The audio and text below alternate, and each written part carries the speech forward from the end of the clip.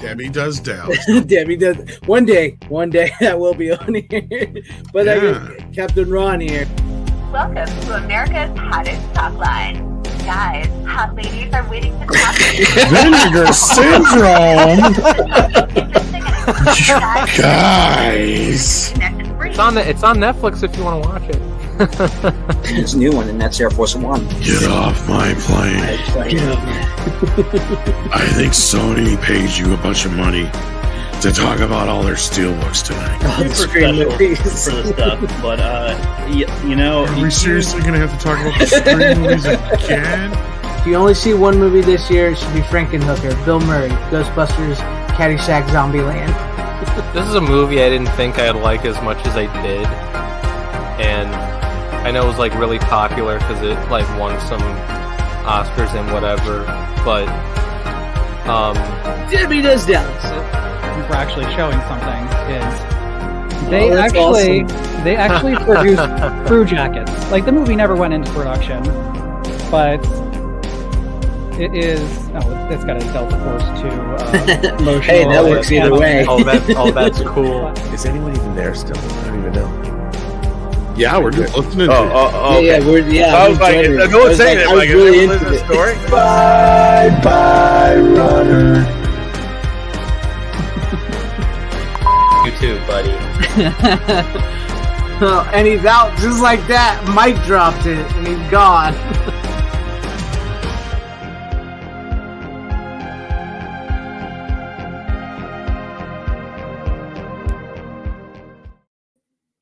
Hello, fellow followers, and welcome back to the Physical Media Show. Tonight is the very first episode of 2024. Just so happens to be episode 124. So, January 24. There you go. With me tonight, as always, is Rookie, the new runner, Tom from Midnight's Edge, and the drunken uncle who just will not leave, Runner, the original OG runner. That's new. That's new. I've never heard that before. I don't know. It just popped in my head. I just thought it was funny. I'll. You know what? I'll take it. It's 2024, starting off strong. Gonna have a blast. It's a new year. I might as well have a different type of title. He's the drunken cousin Eddie. Drunken Eddie makes his debut on the Physical Media Show 2024. But how are you guys doing this evening, night, whatever time it is where you guys are? Doing good, man. Doing good. Doing good, bro. Cool. Yeah. Cool. I like turtles. I like turtles. All right, there you go. Andre's got me busting my hump. Drunken cousin Eddie. There you go. There you go. All right. Well, let's say hi to the chat real quick, and then we'll get things started. We don't have a lot to cover of our new releases, so it should be getting to the picks early tonight. So first we have Random Brad. What's up? Happy New Year. Hey to you. Happy New Year. And Heather Preston. Hi. How are you doing this evening? Salute to you, Steven Deleted Scenes. What's up, my brother? That is my brother. Shirley to God. How are you this evening? Actual brother. Yes, and. Chilling out. Yeah, he got me let me turn on my camera here real quick. He got me this chair, a new chair for Christmas, a gaming chair here. It's so much better than the chair I had before. So much better. My other chair was so squeaky and like sat to the floor. Oh, this is so much nice. So much nicer.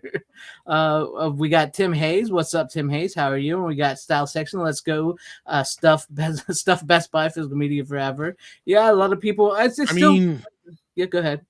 I say that's kind of what's taking over the mainstream news as far as home media goes. Is a bunch of people are reporting that their Best Buys are removing their physical media sections. Yeah, we've seen some empty shelves getting posted around. It's sad. I went to my Best Buy yesterday, and there's still a decent amount of stuff, but yeah, it's definitely gonna get taken down, obviously, because it's like less than a month from now that they're gonna fucking terminate all that shit.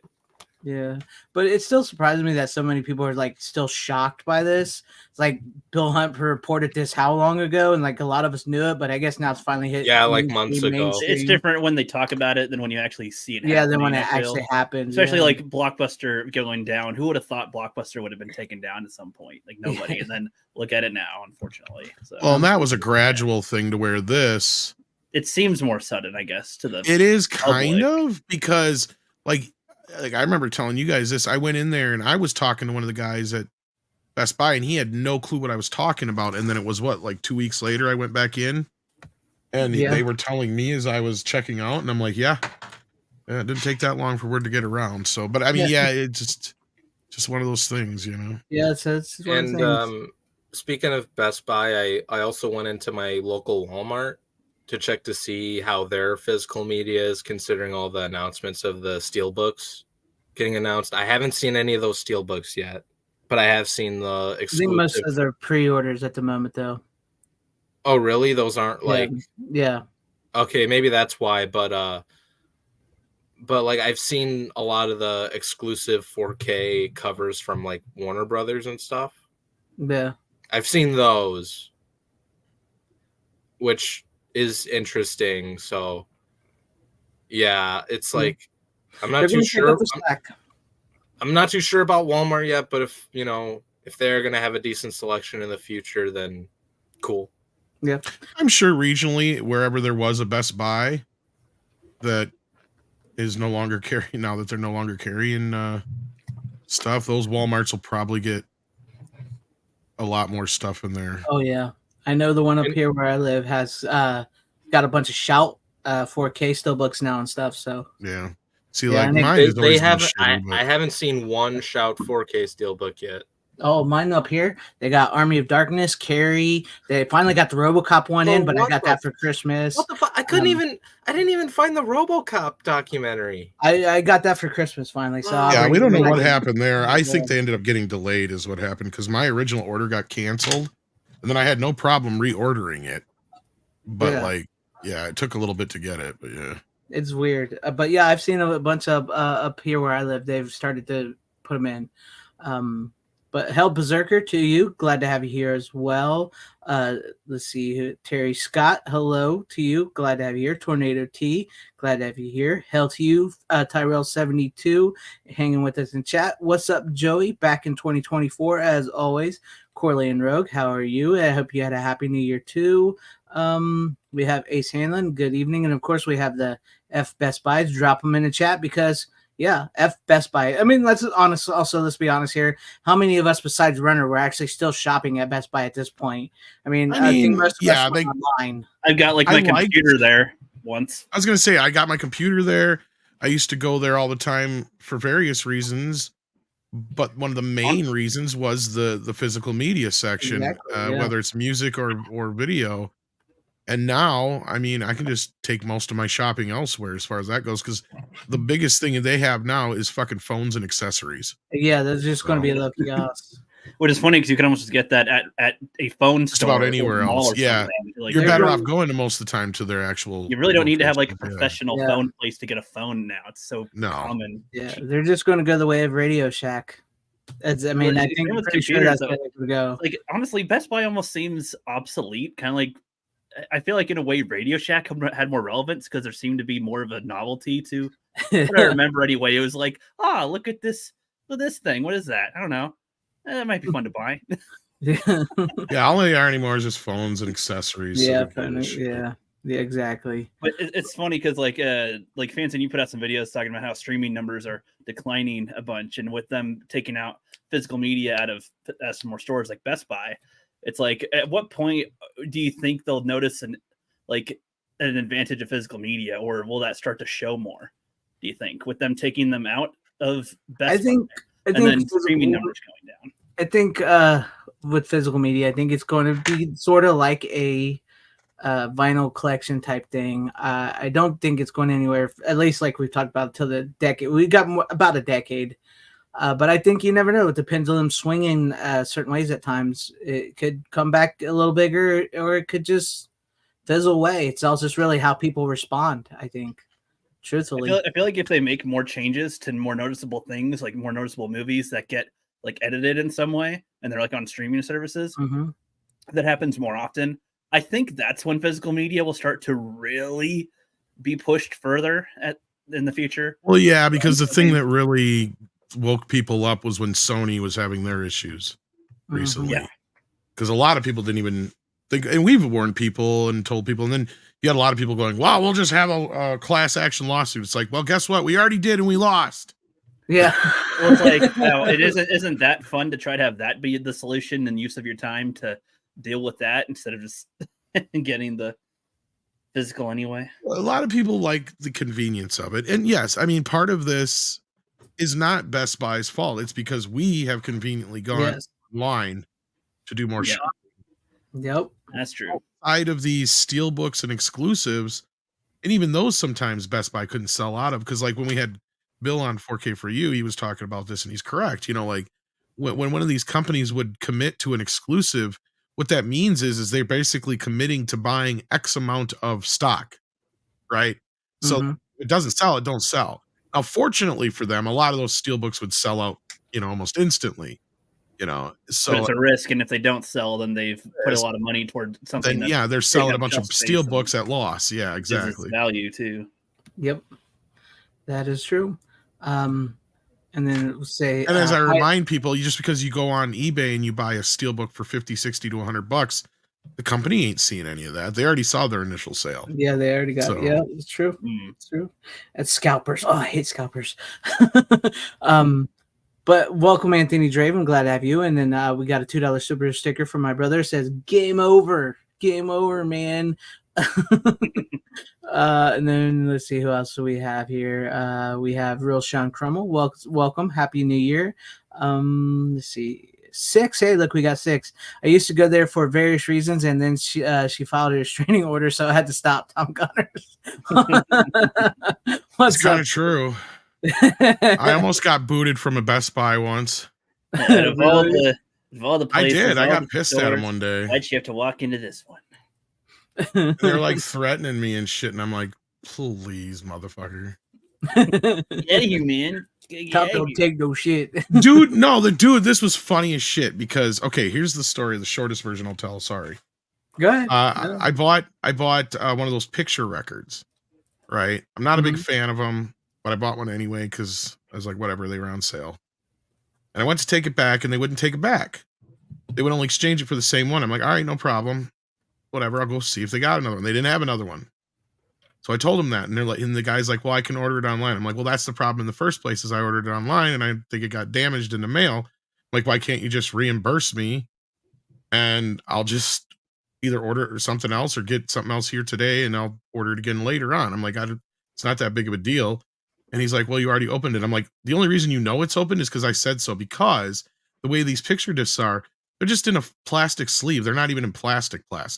Right. And like I told the guy, I'm like, the only reason you know it was open is because I was honest with you. Right. I'm like, I could leave right now, come back in 3 hours from now when another manager's here and not even tell them the shit I told you and just not have this problem. But I'd rather just be honest with you and tell you right now.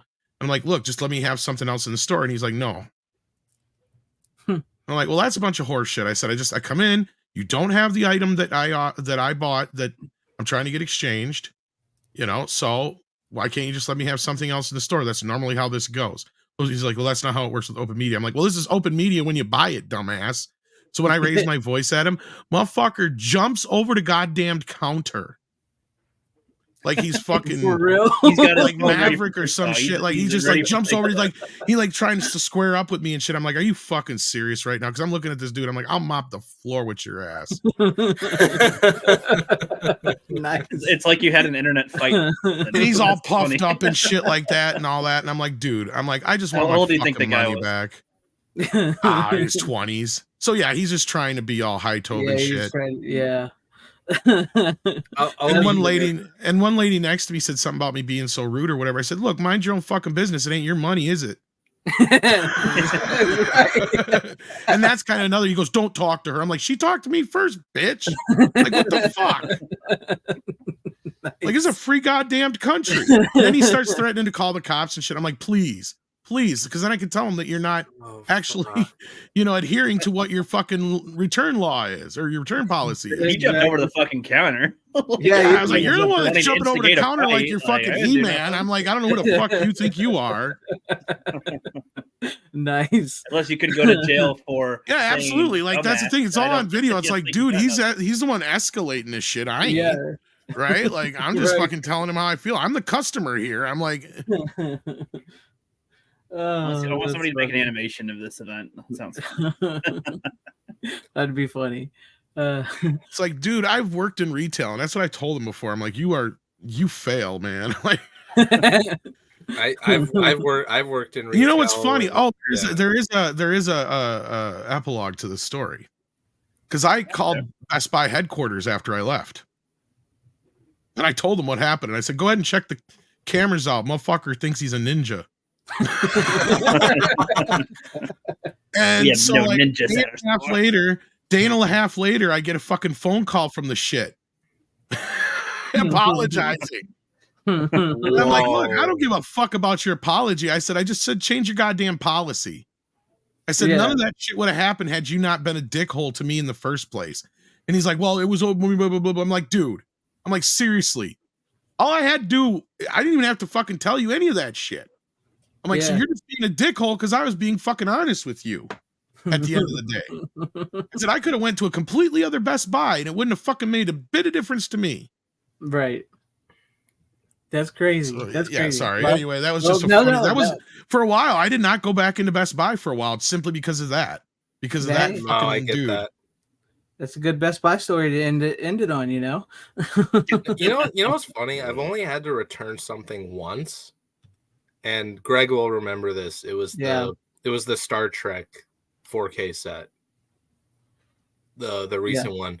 I remember. And because I paid it like full price or whatever it was at the time, and for some reason, not that I care too much about the digital code, but it's like I'm fine without the digital code in the set, but like I want to pay less, you know?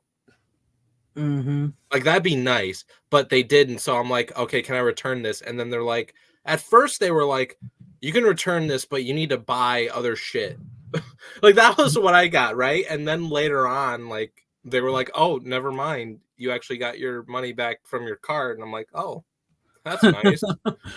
That's because Tom had them change the policy. No, I don't know if this was. No, that is their initial policy. Is like if you bring something back, and I knew this back from the days of music and movie in the past with CDs and movies. Yeah. If they don't have it in stock, they're supposed to just let you get something else in the store. They can't give you cash back, but they can let you exchange it for something of equal value where you just pay the difference. You know what I mean?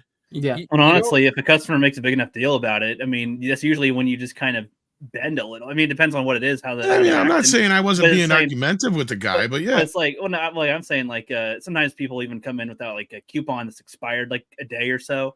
It's like, okay, I'll inform them that they can't, but if it's, I might still give them the discount. Yeah, as a manager, I'd be like, give them the 50 cents off for it's fuck's like, sake. It's like, it's not, we don't need to take this higher and make a bigger deal and add more stress about it. It's a minor thing, it's easy for the retailer to like resolve the issue without problems. Yeah. Sometimes. Yeah. Well, welcome, Cool Gamer and Brian Barth. I wanted to see if I missed anybody else here real quick. Yeah, $2 super chat. Oh yeah, I got a $2 super chat. What's up, Carl's Art Universe? Happy New Year, Tim Morell. Happy New Year to you as well. Happy New Year. I think I got everybody that's in there. And then of course we have a $1.99 super chat from Doug 1985, Virginia Loves Where says, "Okay, Rook, thrill me." I imagine him saying that in a Clint Eastwood voice, like, "Okay, Rook, thrill me." Actually, I'll thrill you, baby. I'll thrill you. Actually, that would be in a Tom Atkins voice from Night of the Creeps. So I haven't seen that, so I don't know that reference. You should watch it. you would. I think you would like it. But yes, on that note, there isn't any other really new releases. I don't think that we got information on. I don't think there was anything new, right? So let's just go ahead, right? Since Doug wants it, let's just go right into it. Rook, what do you got? What's your first pick of the night? First, I'll answer Tim Hayes' question in the chat. He says, "Is that Avatar from a superhero cartoon?" No, I just had an artist make the Avatar here with a Rook piece on there because why not? Nice. The Rookie Critic and stuff. I'll start out with "Seeking a Friend for the End of the World." This one's pretty good. Black Angus Reviews wanted me to see it last year, so I did. It's kind of a somewhat comedic, somewhat saddish kind of movie with it, and I heard that it was controversial for at least its ending. Have you guys seen it? Never seen it. No. Tom? Nope. No. Oh my gosh, Runner. No, never seen it. Never seen it. I've seen the trailers. I didn't think it looked interesting. I've stopped the crusade of trying to find stuff you guys haven't seen. I thought this was more mainstream now. It's got Natalie Portman and Steve. Wait, yeah, but it's like Natalie Portman. Well, I mean, I remember when it came out, but I just never saw it. No, that's her clone. It's Keira Knightley. Yeah, Keira Knightley. Fuck, god damn it, dude. My friend made that mistake when he was younger. He always thought that I did that all the time too.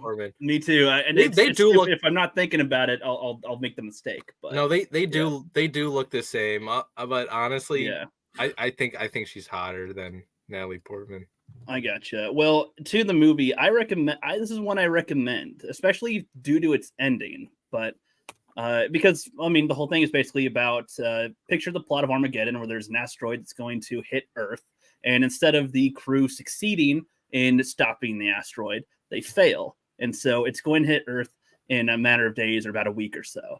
And so you go back to people hearing this, and it's like, oh, shit. So how we, what happened? So you're mostly following Steve Carell and Keira Knightley on what they're doing for their last bit of time on Earth, essentially. And everybody's reacting in different ways all the way around, different stuff. People, they go to his job and, people are leaving. Some people are committing suicide. Some people, his maid keeps on going to work, and he's like, no, spend time with your family. She's like, no, this is fine.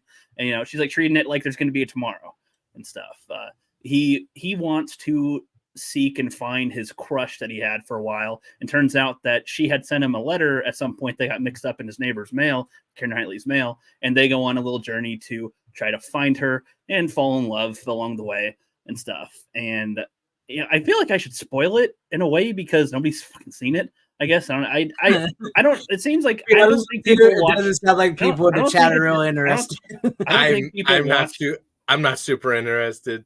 I don't think people watch my recommendations for some reason, but no, I mean, I like it because in the end, the asteroid hits, and that's the end. As to where most movies, no offense, you kind of lost the audience with Gremlins, dude. Yeah. Well, I'd say get the fuck over it, because there's other movies out there that aren't. I hold a grudge. Those are. I was gonna say, dude. Getting over with, that's some fighting words for Tom right there. I'd say there's other movies. I ain't worried about me. I'm worried about him. Oh yeah, I'll stand my ground on that shit. But it's like, okay, I mean, this one I think is good because they actually committed to having the asteroid hit in the end instead of it being like it misses or they hit and a lot of people survive or something like other movies would do. But there you go. Wait a minute. There's an asteroid that. Yeah, weren't you? Yeah, did you hear anything I said? No, he wasn't. You hung up on Gremlins Runner. No. My mind, when you said asteroid coming towards them, I'm like, I was thinking about Armageddon for a little bit. Yeah, because I referenced. That's what he messaged me. He referenced it too. I was gonna say, like, I said, imagine Armageddon, but it fails. And then the asteroid does hit the planet. Yeah, no, that's what I'm saying. Like, honestly, I'd rather watch Armageddon. Oh boy, especially the Criterion version with Ben Affleck's drunk commentary. I don't know if you'll get that reference, Rook, but Greg and Tom know what I'm talking about. Oh yeah, I know. Well, I talked to Michael, and I'm like, why are you getting oil drillers to become astronauts? Shut up, Ben. Just shut up. I can't say it's something I've ever really wanted to watch, to be honest with you. I don't know. I don't know. That's not something I'd watch at least anytime soon. I'll be honest. All right, whatever. I mean, I like Steve Carell from The Office and all that, but he's not like a huge draw and all that. But I don't know. Never heard of it. It's not something I'd probably watch anytime soon, but that's just me. All right, well, but that's why I like having Rook on here, guys, because he brings us stuff that we've never seen, and he finds stuff that most people have never seen, and he gives his honest thoughts about it. So that's why I like having Rook on here and his takes with movies. That's why he replaced you, Runner. That's why he replaced you. I know, and, Yeah. and I'll be honest, watching, and I do watch this show.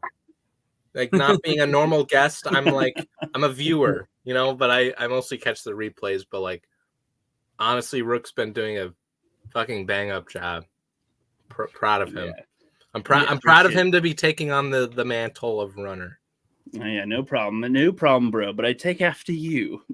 but then stick my reputation on saying the movies everybody loves sucks. So yeah, you Jesus Christ! Them, like when you talked about Gremlins that way, I was just like, fuck, are Tom and Greg gonna fire Greg and get me back? Because I'm still not available to be a normal guest. Don't worry. Look, Rook's cool. So, but any final words, Rook, before we move on? I just say I recommend it, but if nobody's gonna watch it, that's cool. Oh. That's cool. Okay. That happens. Hey, a lot of stuff I talk about, nobody likes either. That's the thing too. So like, I usually will watch movies people recommend, even if I might not like it sometimes. So there's another one that I watched that Runner brought on last week. That I'll talk about on my next round here. So okay. Wait, last week? I wasn't here last week. Or the week before, whatever. Last time you're on here. I wait. I feel like I know what this is. Yeah, well, I tweeted it. So yeah, I know what this is, but I'm not going to say anything. I have a good feeling. Yeah. All right. Let's go on to Runner. Since you're here, we'll go down. All right. You got Runner. All right. I saw this movie in the theater last year. I enjoy this movie a lot, but it didn't make my top 10, sadly. After seeing a bunch of other shit that came out last year, didn't make my top 10, but I still enjoy this. It's not a perfect movie by any means, but it's a Debbie Does Dallas. Oh my fucking god! Okay, I'm sorry. Go ahead. Yeah, a movie that came out last year that Debbie Does Dallas. That definitely came out last year. Where were you going? Fucking hate your ass. I'm glad I'm not a normal guest anymore in this show. I'm so glad. I have so much other better shit to do, and this is what I get. Like they did a remake. Did Runner finally get laid? I feel like you'd be a little more chipper if that were the case. No, he's just like, fuck this show. I should be getting laid right now. That's none of your stuck business. at home. That's none of your business. That's his way of saying he's gay. No. You're a fucking dick, Tom. All right. What do you got for us, Runner? Go ahead, finish what you're saying. Oh, Mr. Yeah. It's a good movie. It's not perfect. Yeah. It has some issues with it. My one big issue, though, like seeing in the theater, was I thought it was shot on IMAX for parts of it, but I noticed the black bars on the top and shit, because they shot some of Fallout in IMAX. Yeah, I don't think they shot all that, but yeah, they didn't shoot. No. They didn't shoot any of it in IMAX. Yeah, I was gonna say I think they blew it up or something, like to put it in IMAX screens or whatever. Yeah, no, because I saw it in IMAX and I'm like, fuck, like I could have just seen this in a normal format. Like, I still enjoy the movie nonetheless, but I didn't like.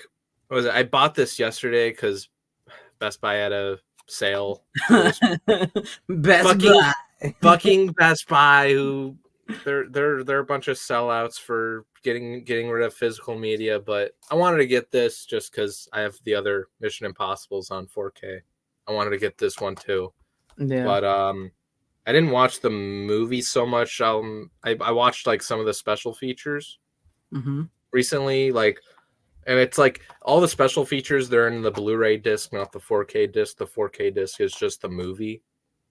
And then the Blu-ray is like separate with all the extras and stuff. But all the extras are literally like, they're what do you call them? Like each each extra feature in there is like features? it's talking about like the location that they shoot in, like each shooting location that they shot in the movie, and it's like all the actors and Christopher McQuarrie, the director, basically talking about the behind the scenes stuff on what they did. Like obviously they talk about the one shot where Tom Cruise goes up the ramp and falls down, and all, that one shot in the train sequence type thing. On the dirt bike or motorcycle or whatever. Correct, where he like falls off the cliff and everything. Like they talk about that in one location, and then they talk about the whole bike chase scene in Rome and the car chase scene in Rome and everything. Like they talk about all that shit. Yeah, that one was Like, alright. in each location, not as good as the other ones, and I agree. Haley Atwell was a bit of a letdown. She was kind of annoying. She's she's hot, but she was kind of annoying in that movie. I like the other chick better. She's a great fucking sight to see. But she was one of my like childhood crushes when I saw Captain America, though. So it was kind of a good, I don't know. I think she works well. Her character is kind of annoying, like retrospect, but like I do like what's her character's name?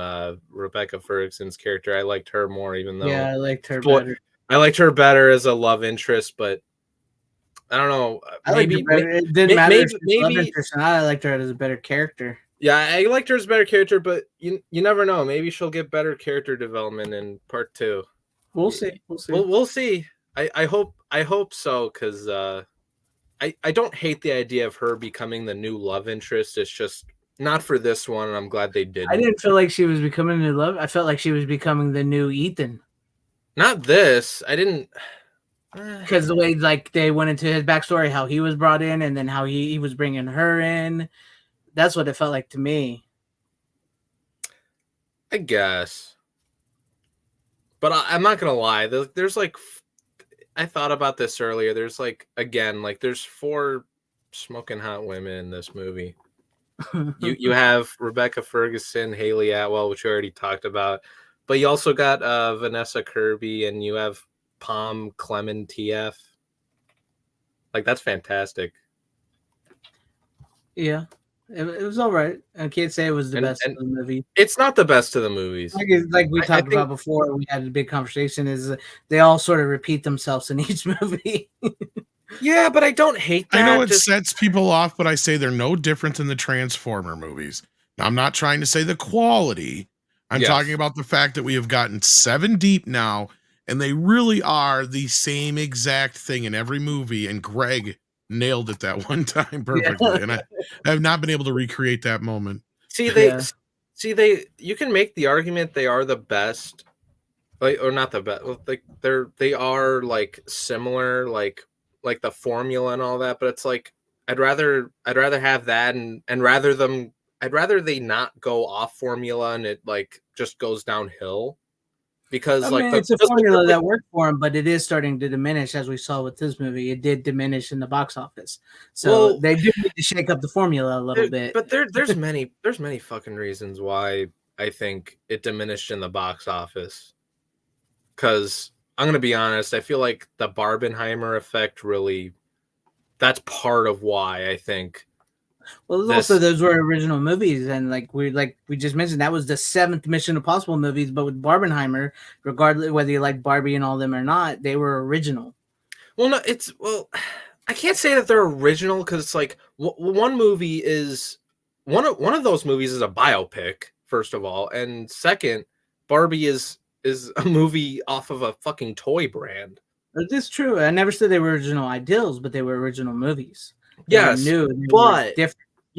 but here's the thing, like, and maybe I'm coming towards this because like I've met a whole bunch of people that are like film people, because I go to a film school and all that. Like, it's like a lot, like that was like there's so much hype for those movies for different reasons. Like, you have the Christopher Nolan fan base, which I'm a Nolan guy, so obviously I didn't see Barbie in the theater, but I've met other people who were, saw that in the theater, and there was a lot of hype for that. It's like there was obviously more hype for that compared to Mission Impossible, which I just feel like the release date for this was kind of shit. Like it was like sandwiched in between other things.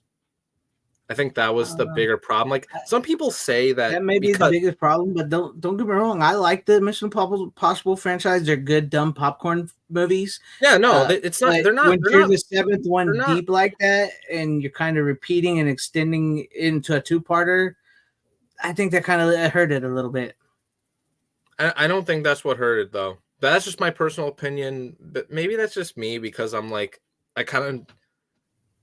Not that I think this is a bad thing. Like you say, like you kind of know what you expect out of these movies, but I at least get some entertainment out of it. So do I. That's what I'm saying to you. I like these movies. I think they're fun and dumb, but it's not. This isn't something like. But yeah, no, these are not. These movies like this are not ones you take seriously. Of like this is like they're not nice just that. They're nice to turn your brain off for once, but they're not like Transformer.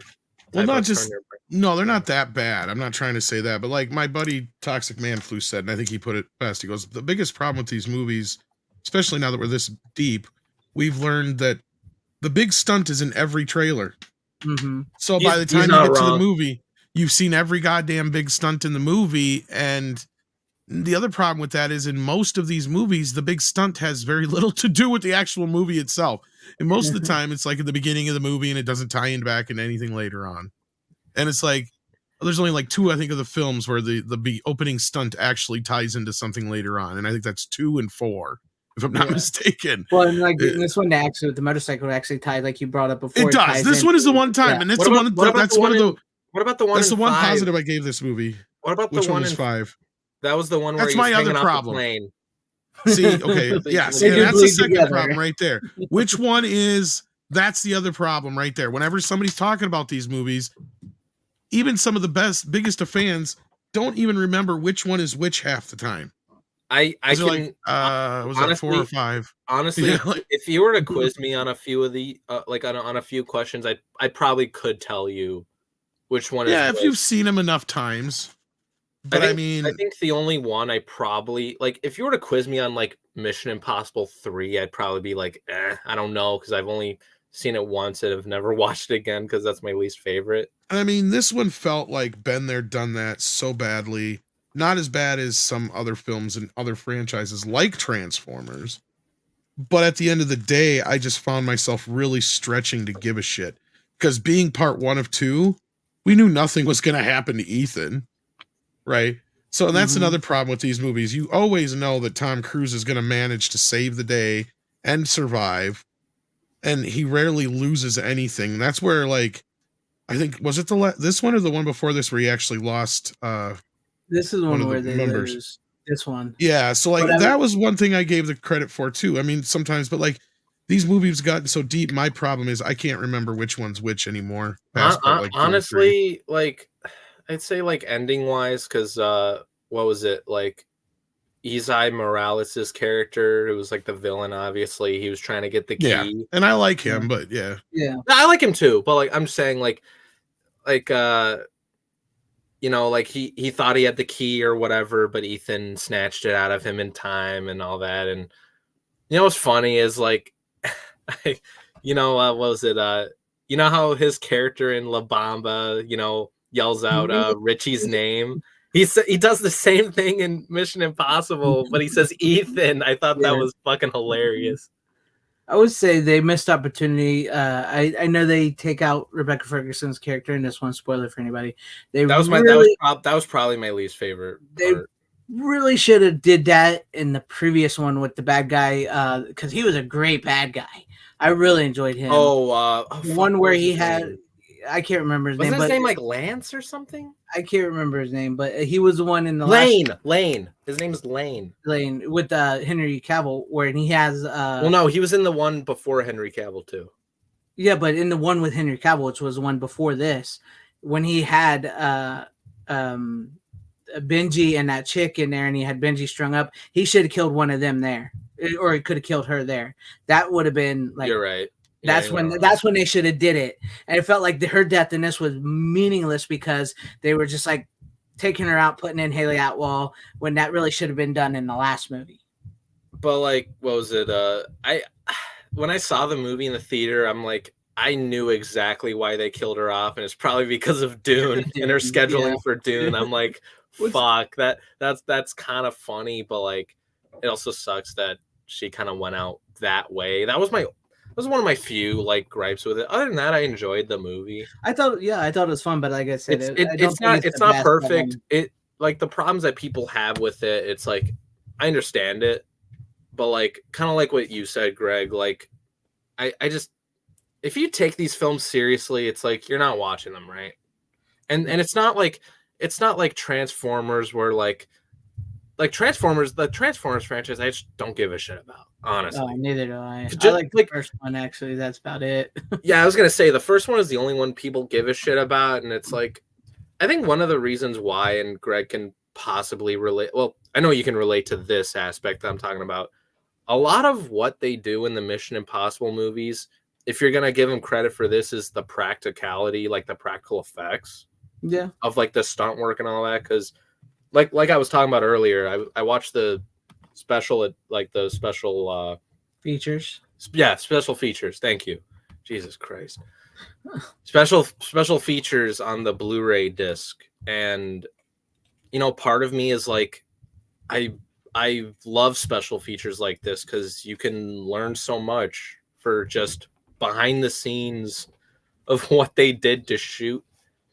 You know, and I've been on a few sets recently, like just as a production assistant or what have you, like just mostly like student work. Yes, but like listen to him treat us like the fucking pleb. I've been on a few sets in my day. I support I've this actually attitude, been runner. on a set.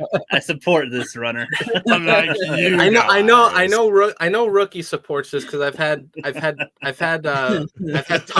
talks with Rookie on like what you should like. I'm teaching Rookie a lot of shit that he doesn't know yet.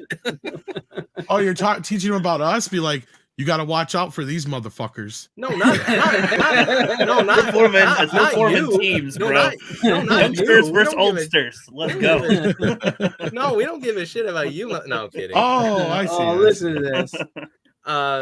No, just I'm just saying. Last time like the amount of that inspired me to go to film school. Dude, I've had to work like there were some like late night shifts, even like overnight shit I've had to go to, and it's like it fucking takes hours to like, you know, get the type of shot you need and what have you, and it's like, and like, oh, is this the part where he tells us to quit being so rough on these guys? It's a lot of work. No, I'm just kidding. No. I'm not. Yeah, it's hard work. I'll give Mission Impossible. I'll shut up and let him. This is different. That's different. I'm not just picking on you. I'm not gonna be that guy. But like, I'm just saying, like, looking at through that like retrospective and everything, watching the special features, it's like I miss it when they have special features like this.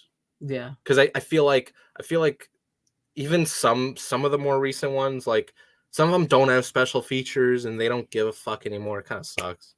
Yeah, they just don't shell out the money for special features anymore. And you know, speaking of one of the comments, I get this shit all the time from like just people from work in general. Like they found out that like, you know, I want to like be a director and like I'm a film student and all that, and they're like oh, like he's gonna be the next Steven Spielberg. I get that shit all the fucking time. I'm like no, I want to be my own fucking person. You're like Brie Larson. You gotta thank you very much. The next Brie Larson. But like in all seriousness, it's like I don't want to be compared to other people necessarily, just because it's person like me, not just kidding. But like not in that, good. But not in that way. Good. It's like, oh, I know, you're good. Like if you're gonna like, I'll be honest with you. Like anyone who says that they want to be the next Steven Spielberg, it's like you're gonna unrealistic goals. Yeah, it's like that's not a very realistic goal. Like you're more than likely because why would you want to try to emulate somebody's style specifically instead of try to maybe be inspired, take inspiration from multiple directors and have your own style through it and stuff. I ain't even saying it. All right. Any final words before we move on to Tom here, Runner? That's it. Or go ahead, Runner. Did we lose him? Me, I'm still here. Yeah. Any final words on Mission Pulse before we move over to Tom? No, I need to rewatch the movie in general. I really just watched some of the special features. Yeah, I like it. It didn't make my top 10, unfortunately. I thought there were better movies than this that came out last year, but still a fun movie. I thought Ghost Protocol, Rogue Nation, and Fallout were better. Rogue Nation probably being my favorite. It's not the best of the franchise, but it's probably like my fourth favorite, I'd say.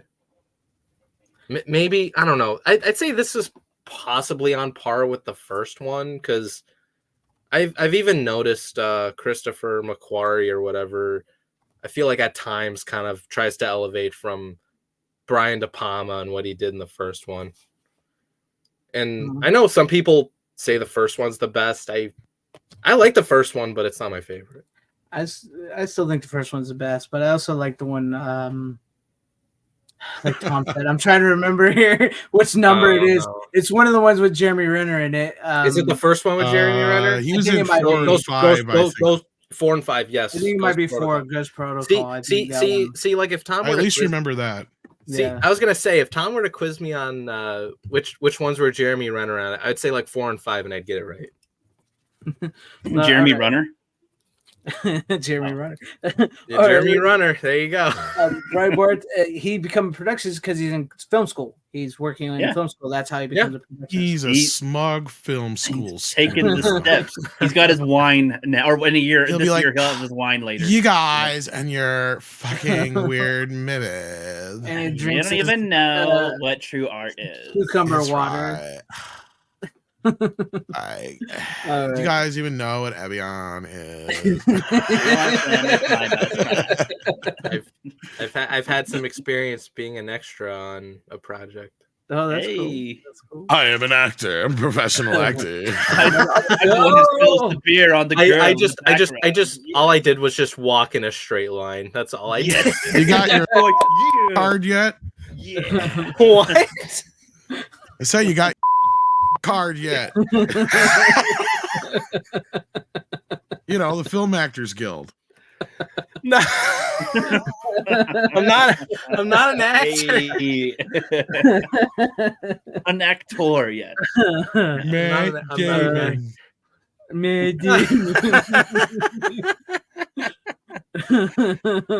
Oh no. Megan Part 4, Jesus Christ, we're going so far in the future. What do you got for us, Tom? What's your first pick All of the right. day? Well, since New Year's was the other night, I only have a couple movies that are like New Year's films. And this one I picked up from Kino Lorber. Nice. Which actually, I guess, previously had a Shout Factory release. But this is actually from a new 2K master. Honestly, I think it might have been done in 4K. It looks really good. Cool. Sound wise, it's just flat mono. It's an old Canon movie, so you got that going for it. It's actually one of the better Friday the 13th Halloween kind of ripoffs. It actually has a story, kind of. I mean, I don't want to get too deep into the story because it gives away a lot. But this chick on the front is she's like this late night video host. You know, kind of like MTV was just coming into style at the time. But this was actually pre-MTV. So this is like more or less like a Soul Train kind of show or whatever you want to call it. Yeah. Where you call it and you got the bands playing and all that kind of stuff. Yeah. But she keeps getting this phone call where this guy's going to kill somebody at every strike of midnight throughout the country. So, you know, there's 4 time zones to go by. And, you know, he records the audio of the killing. And keeps calling her at the station and stuff like that. So, you know, that's all I really want to say, because otherwise it does have some unique-ish twists and stuff like that. But you know, it also has to do with her son, who feels like her mother isn't really paying attention. His mother isn't paying attention to him and stuff like that, and they can't find his dad and stuff like that. It actually kind of has some Scream vibes to it. Oh, nice. I almost wonder if, Whoa. even though he never said it, Kevin Williamson didn't steal some ideas from this movie. He might In have fact, you even have the main killer calling with a little voice box thing and going, "I'm going to kill again at midnight." right. What's the movie called again? Check it out. New Year's New Eve. Year's Evil. New Year's Yeah, Evil. I Well, would- all you had to do is say it's Here's kind of the like original Scream, and you kind of poster. told me. So Yeah, here's the original poster. This is the one we remember from when we were kids. Yeah, in I video remember that stores. one. I remember that one. Which is, I mean, the movie kind of gives away who the killer is, but yeah, the poster does. But yeah, the movie gives it away. That's for sure. well, it's kind of given away early on, so I don't want to sit here and pretend like it's a huge spoiler, but it does kind of. Yeah. There's. I'm surprised they haven't remade this yet, to be honest with you. That is a surprise. And it wouldn't surprise me if Kevin, because we all know he was a big fan of those type of movies. We know Prom Night was a part of that, so that was more than likely part of that as well. So yeah, it wouldn't There's surprise a me at lot all. of Scream in this, though. I mean, I felt a lot of Scream in this. Yeah, with some of the relationships, the whole phone call bit, you know, the whole. That's from that whole thing. 1980s. That's from 1980. Yeah, actually, I believe it's 1980. Yep. yeah. Okay, I'll put that on my list. I've never. Ooh. I've never Kino seen Lorber that has it, movie. so I'd wait for a Kino sale. You could probably get it pretty cheap. Oh yeah. Okay, Kino does Is, amazing is stuff. Rookie even aware of Kino Lorber?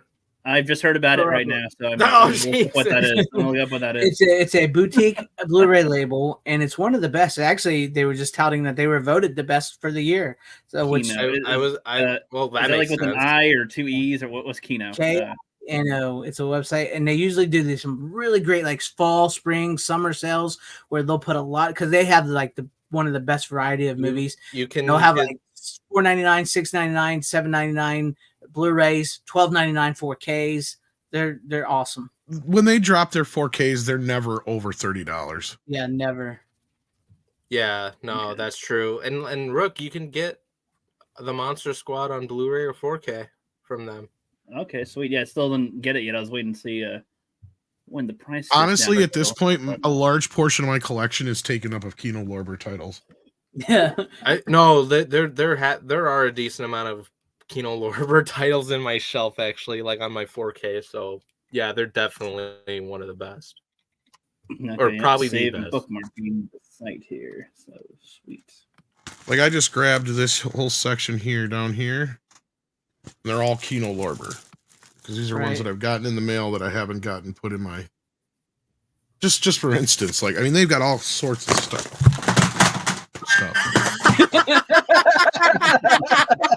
That's getting clipped. That's getting clipped. I was gonna say, Greg, make a new intro, please. That's gonna have to go in the new intro. You can never have enough physical media. We've got more physical media than you can carry, and then you show that, yeah. Yeah. That was good. But yes, I haven't seen New Year's Evil in forever, and I wanted to pick that up. So I'm glad it looks that good. But yes, Kino, I love Kino. Yeah, I didn't check to see if they brought over all the special features, but all the special features say shout on them. Yeah. And this is from a new scan. It even says on the back that it's from a new 2K master. But it looks like 4K. Like it looks like they scanned it in 4K. It looks really That's good. awesome. That's awesome. I'm looking forward to get that. But yeah, hey, if Kino's watching, hi Kino. We love your stuff. But yeah, they're one of the best companies. I think they have the best variety. They've really outdone Yeah, and the themselves. price is the other part of it too. Yeah, Because the price. sometimes I've ran into a few that were a little lesser of quality, but they don't overcharge you like Shout Factory does. No, they don't. That's true. And I like Shout Factory, but yeah, that is a problem in their part. But the only one I could think of offhand it was an example that stuck out to me was I have the import of oh shit, I just forgot the name of the movie, the George C. Scott one where his daughter's in porn. Hardcore. Yeah, Hardcore. And Yeah. they just released it here in the US through Kino. And I don't know what scan they've got from Kino, but it looks worse. The one that I imported looks a lot better. Hmm. I don't know what happened there. But maybe it was just at whatever access they had to an older scan or something like that. I was kind of disappointed with that. But other than that, 9 times out of 10, they always They even let you know if they're doing new scans on one of their older titles. Yeah, and shoot, now they've gotten to the point where like, well, we've released this title on Blu-ray before, but we're putting it on a better Blu-ray disc with more bit rate and stuff. It's like, Yeah, okay. so at least they let you know that too. Yeah. Yeah, so I mean, they're pretty transparent about what they do. So I gotta agree with Doug Nation here. I think Kino and Arrow has really been killing it lately. Arrow this year, man. Oh my god. Like I want to do. I know we've been so far behind on 4K for you, but one of the next ones I want to do is where we sit down and we talk about our. I want to do like us giving our awards to our favorite discs of the year through various, favorite new movie, favorite classic release, favorite special features, best transfer, best boutique company and shit. No, we should though. Yeah. Yeah, no, that'd be cool. That'd be cool. But plus, there's a lot of releases I got to get through yet. Yeah, I know. I haven't got some of the newer ones I wanted from last year yet. Still, I'm trying to think of like.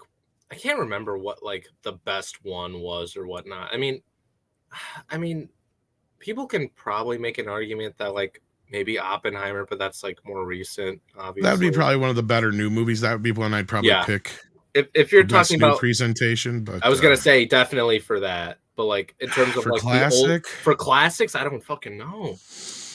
The Warriors is gonna be a tough one to beat. I'd have to go back through everything. I still need to buy. I don't know about that. There's a few that I would actually go before that one. I just got to be reminded of what all came out this year. We had a lot of good releases this year. We did. Yeah, we did. I bought a lot of stuff during Halloween, though. I loved the Superman box set, but I was a little disappointed by a few things on that one. I loved it too. Yeah, I agree with you. I was a little disappointed in the that. Turbine Frighteners was really good. That's a good one, Victor. That'd probably get my vote for a foreign release. Yeah. I mean, Monster Squad was one of the best ones this year, Monster Squad was awesome. Oh yeah, that was good. I was pleasantly surprised with that. I mean, Hellraiser, I would have probably given a vote for, but I don't think there was much for new features other than the VHS rip of the extended cut of 4 or whatever, the work print. But I mean, Arrow is knocking it out the park otherwise. I mean, there's got to be a Vinegar Syndrome one that was done this year because they would have won my last year's pick with Texas Chainsaw Massacre. Yeah. Part 2. Did they release Roadhouse? I think Roadhouse was one of this year's releases. If not, that was late last year. Because I got that one from Vinegar Syndrome, and I got a few others.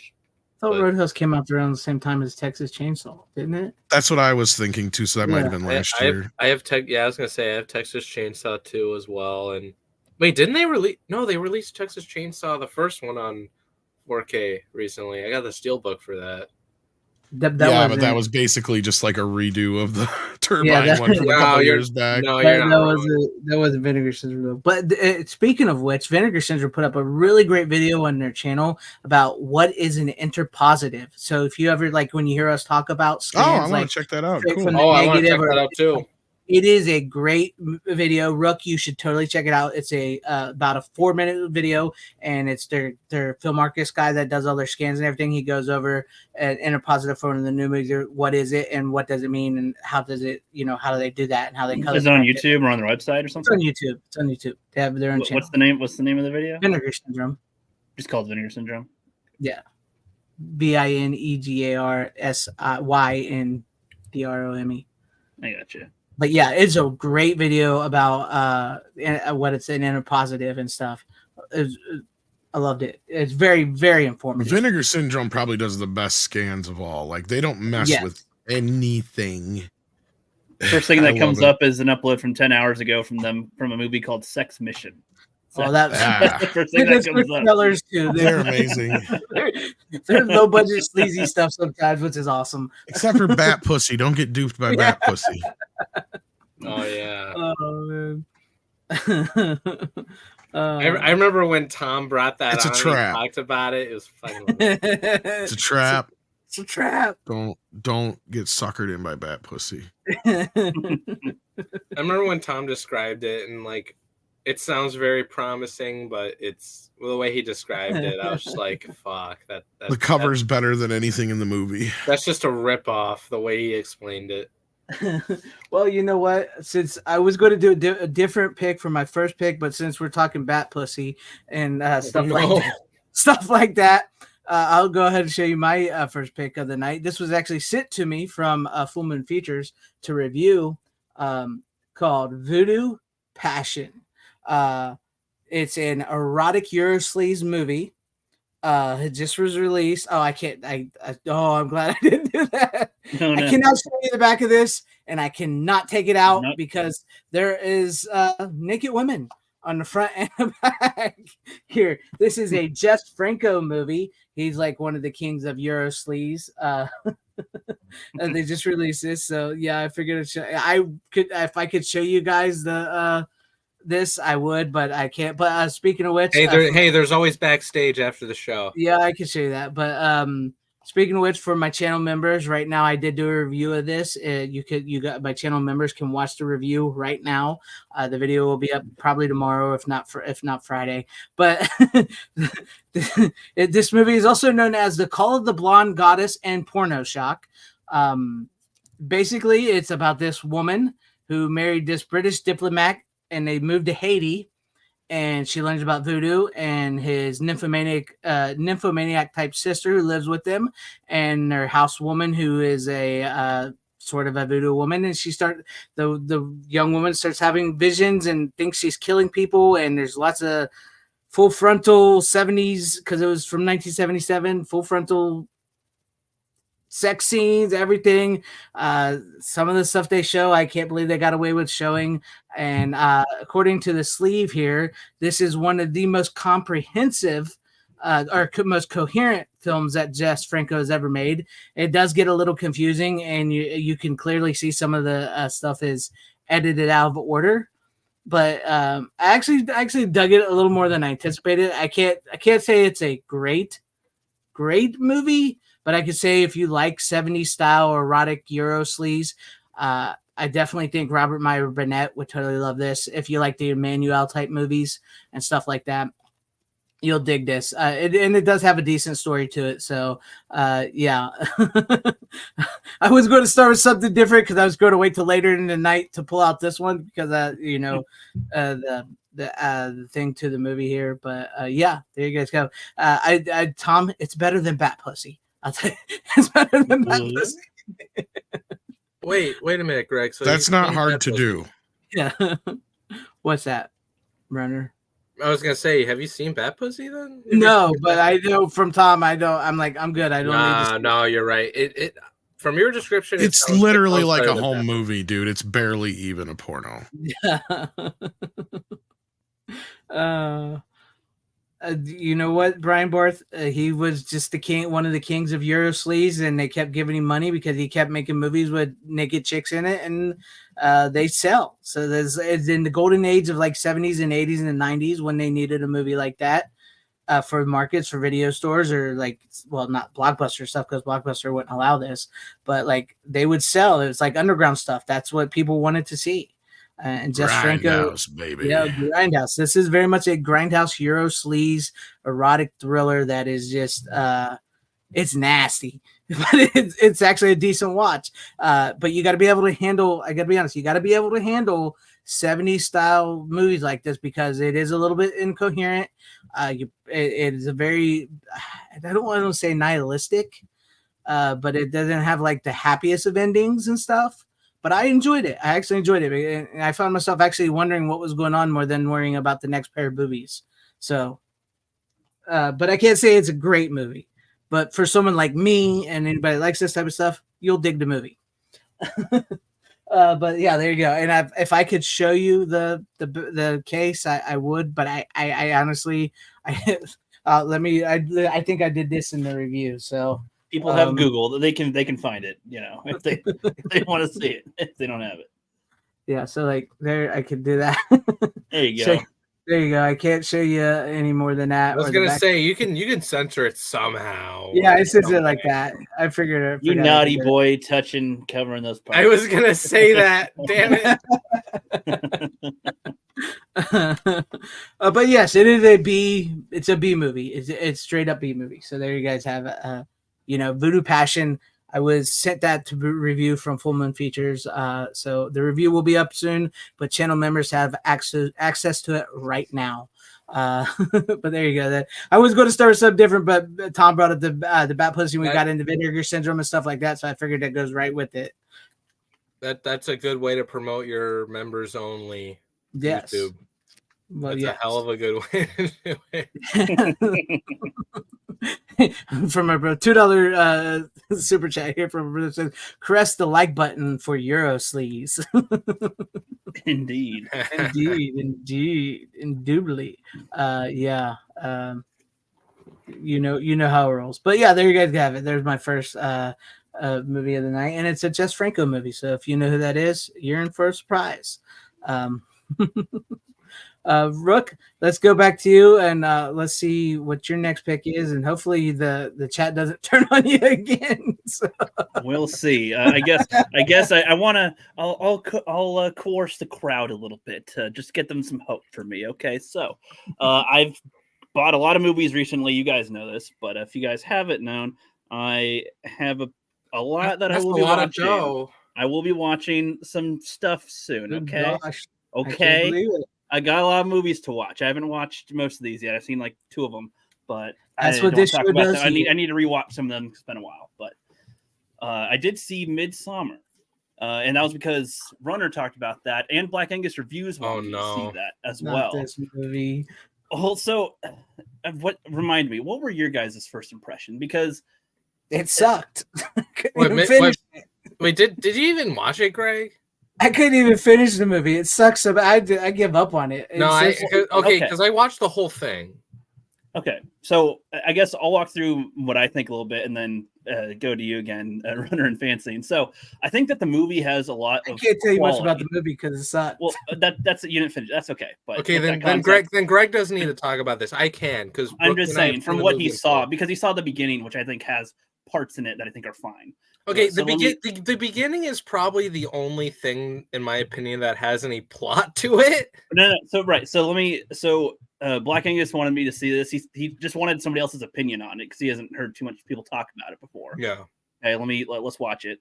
And I wasn't sure where it was going. I think that the actress does really well with it, regardless of the film's overall quality and story and stuff. Yeah, she does. I think she does a really good job with she's type of role, especially with anything of it, like kind of does well. I've been thinking about seeing this movie. She get naked in it? No. Unfortunately, no. No. Then I ain't worried. I ain't interested. Yeah. Is there any karate in it? Just watch Oppenheimer and you'll get that, Tom. So it's like that's why I asked. I can watch Oppenheimer instead. So it's like watch Oppenheimer. That's Florence Pugh cry for 3 hours straight. Well, so it's like the whole premise in the beginning is like she's having trouble with her boyfriend and he wants to break up with her. And then right before he's pretty much going to break up with her, turns out her sister committed suicide and killed her parents. So she's all alone. And I'm spoiling this for shit if people haven't seen it, sorry. But it's in the very beginning, so whatever, right? The main stuff that gets trippy is throughout the film, essentially. This is just the setup of it. So the guy doesn't leave her right away because it'd be like the biggest dick move to just leave her after she just lost her whole family right there. But they're not really in love. They're not really in a good relationship with it. So that in a way caught my interest a little bit to see like, okay, so where are they going to be going with this? And just film quality wise, it felt like they're trying to be creative with some of their shots and stuff, using mirrors and different angles and whatever. They did some things I thought was okay. And they're going to go to Sweden with one of his friends, and it seems like just a chill getaway trip or whatever, see how some of the culture is in there.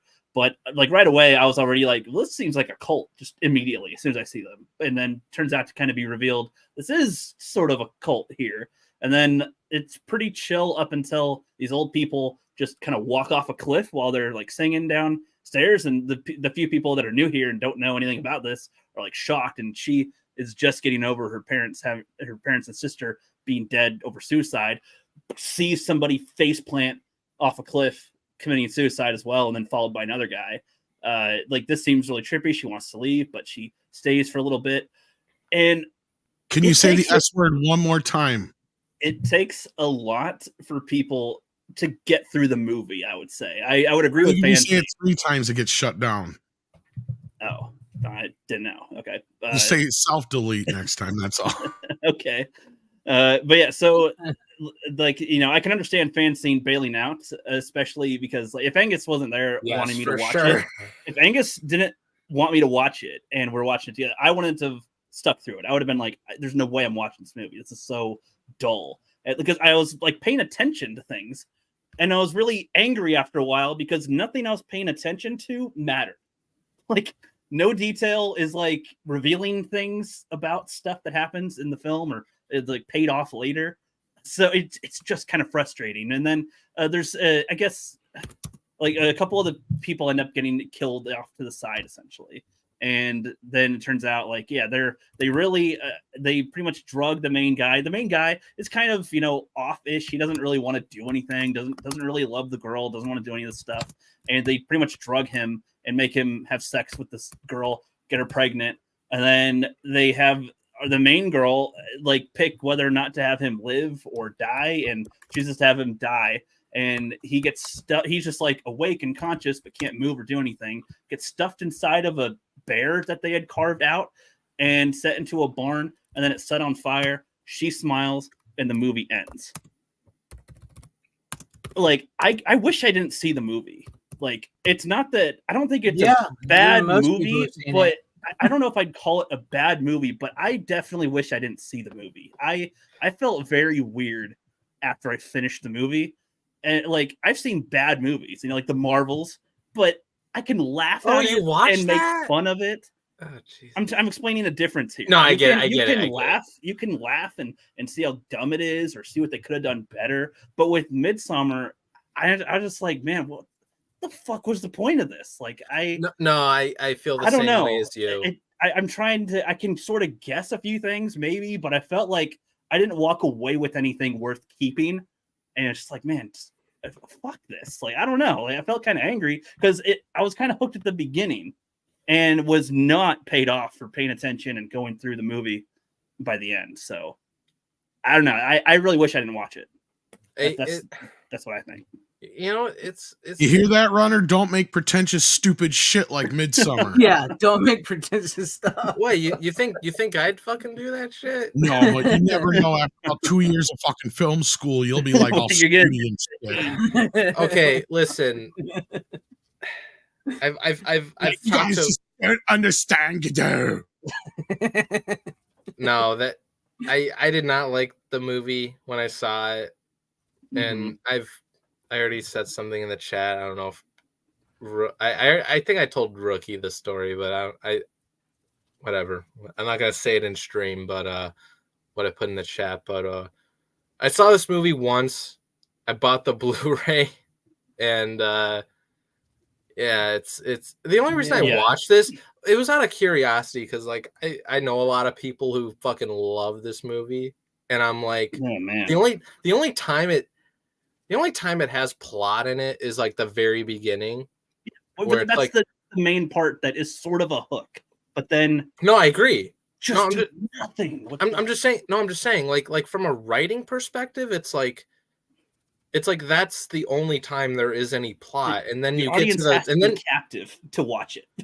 So then you get to the middle and like the second and third act where it's just the last the last half is like just a bunch of weird shit happening where like people are like very trippy, like people are like killing themselves and it's like gory and shit in like the weirdest way, and it's like, and I'm like at that point I'm like what is it with this movie? It's like it's just a bunch of weird shit you're just elevating up, but it's not anything like, yeah, there's nothing interesting about it though. Like that's the thing. It's like, and like one of my friends from college, he's a big Ari Aster fan, and you know that's fine.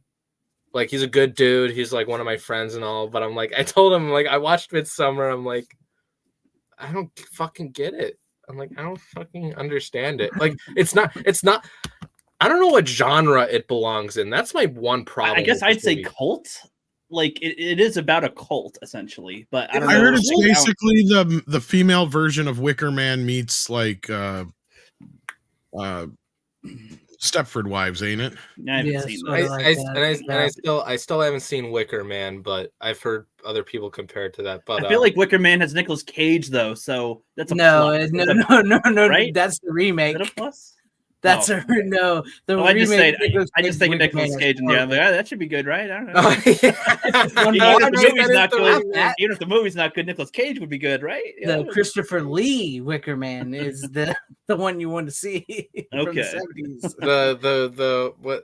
The Wicker Man Nicolas Cage one is the one with the bees, right? Yeah, the bee. That's the I've only seen- scene I've heard of from the movie. I don't know anything else. I've seen that Yeah. clip. But speaking of Nicolas Cage, hold that thought for my next pick. Actually, Well, so hold on. So wrapping up things with Midsommar. So like Angus and I looked up some reviews and like what other people think about it here and there. And I mean, a lot of people are like, it's basically showing how American culture is usually like they like set their old people to retirement homes instead of knowing when to off themselves properly or something, because this is about like a suicidal cult sort of. And I was just kind of like, well, wait, hold on, that could be an okay premise for a film, but like this has it where these kids are like tricked into coming here thinking it's a fun vacation, and are not taught anything. No, that's exactly what this is. They're kind of just being assholes, killing these people that have no idea what's going on, and then they die. And so it was like, I don't know, that if you're trying to be pretentious on Americans don't accept death the way other cultures do, it's a horrible message the way that they do it. They could do it in a way that could be meaningful. Elevated pretentious horror, and they're scared of life. Wasn't good with it. And like, okay, you know what? I want to say something about this. I know Tom like gives me shit sometimes. I know he likes to make the joke of, oh, like there's one side of runner, like film school pretentious runner, and then there's the other side and whatnot. Yes. Midsommar is like the definition of like pretentious, where it's like, what the fuck was this going for? And it's like, and I've met a lot of people, obviously, like around my age group and whatnot in school, and like that's the type of shit that they like. It's like, I don't get it, but if you like it, that's fine. Like, I'm not gonna fight you on that too much, but it's like, but if I were to like talk to someone about this, and if they wanted to convince me why this is the masterpiece they think it is, because like I'm on Letterboxd, like other bunch of other people, whatnot, and I've seen so many like high rated reviews on this fucking movie, and I'm like no, like I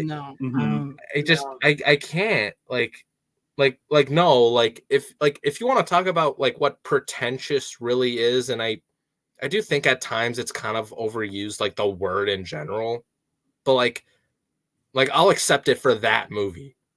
Yeah. Like and I like A24 for the most part, but that's like that's probably my least favorite that I've seen from them. Like they do some good shit. I know Greg gives me shit for A24 and all that. A24. But I keep telling Greg, it's like there are a lot of good fucking movies from them, but that's not one of them. I can't say there's a lot. I've seen only one I've liked, and one I'm looking forward to, and two I possibly want to see. So see, but here's the thing. It's like, okay, what is it? You got Uncut Gems. I like that one a lot. Good time. The Lighthouse. What else? I like The Lighthouse because it was more like Edgar Poe and H.P. Lovecraft, so that's the only reason I like that. I'm looking forward to Iron Claw. The Iron Claw is my third favorite movie that came out last year. And here's the thing about the Iron Claw. That's like one of the more accessible. Here's the thing with A24 is they make the award-winning type of movies like this, but they don't make a lot of money in return. That's why they're partnering with Peacock to make a Friday the 13th series. That's why they made a deal with the HBO to put all their movies on HBO, because they don't make a whole lot of money in return for these movies. Yeah, I feel like they could do better if they come out with something to chew on afterward. Because they're that was the main thing. Type film, so they need to find a way to make more money to be more accessible. I'm trying to think for a minute, because like I know Everything Everywhere All at Once, and I didn't love that movie as much as other people, but I'm pretty sure that was like one of the most successful A24 movies they did, and that felt more. That movie I'll break it down for you pretty easily. That movie is about a chick who undoes the universe just because she's having a hissy fit over thinking her mother's not going to accept her as a lesbian. That's what that fucking movie's about. I shit you not. Movie 'cause she's summarized throwing a by hissy its fit. She undid the universe because she's throwing a hissy fit. Okay. But Fucking we do somebody have- challenge me. That's exactly what it's No, about. I can't. I don't. I agree. I I've actually never seen it. Don't wanna So I see can't Listen, tell you, but I- it's never been interesting to me. It's not my favorite of their movies. I'm not gonna argue with you there. But like, I don't know.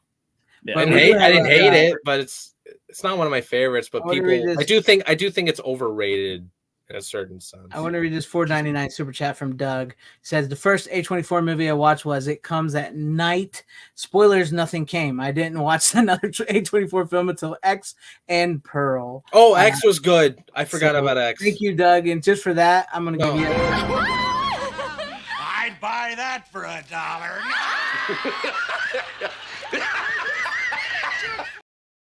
Love that clip. Yeah. Love it. No, but I know I keep telling Greg this, but you need to watch X. I do. I want to see them, but I want to go ahead and move on. Like that's what I'm saying. Like not all A24 movies are like the Ari Aster shit. Oh, I know that. I know that. But I do want to go ahead and move on. That's I why think we've been on this a little too long, so I want to go ahead. Yeah, and I also agree with FanZcene. Don't watch Midsommar.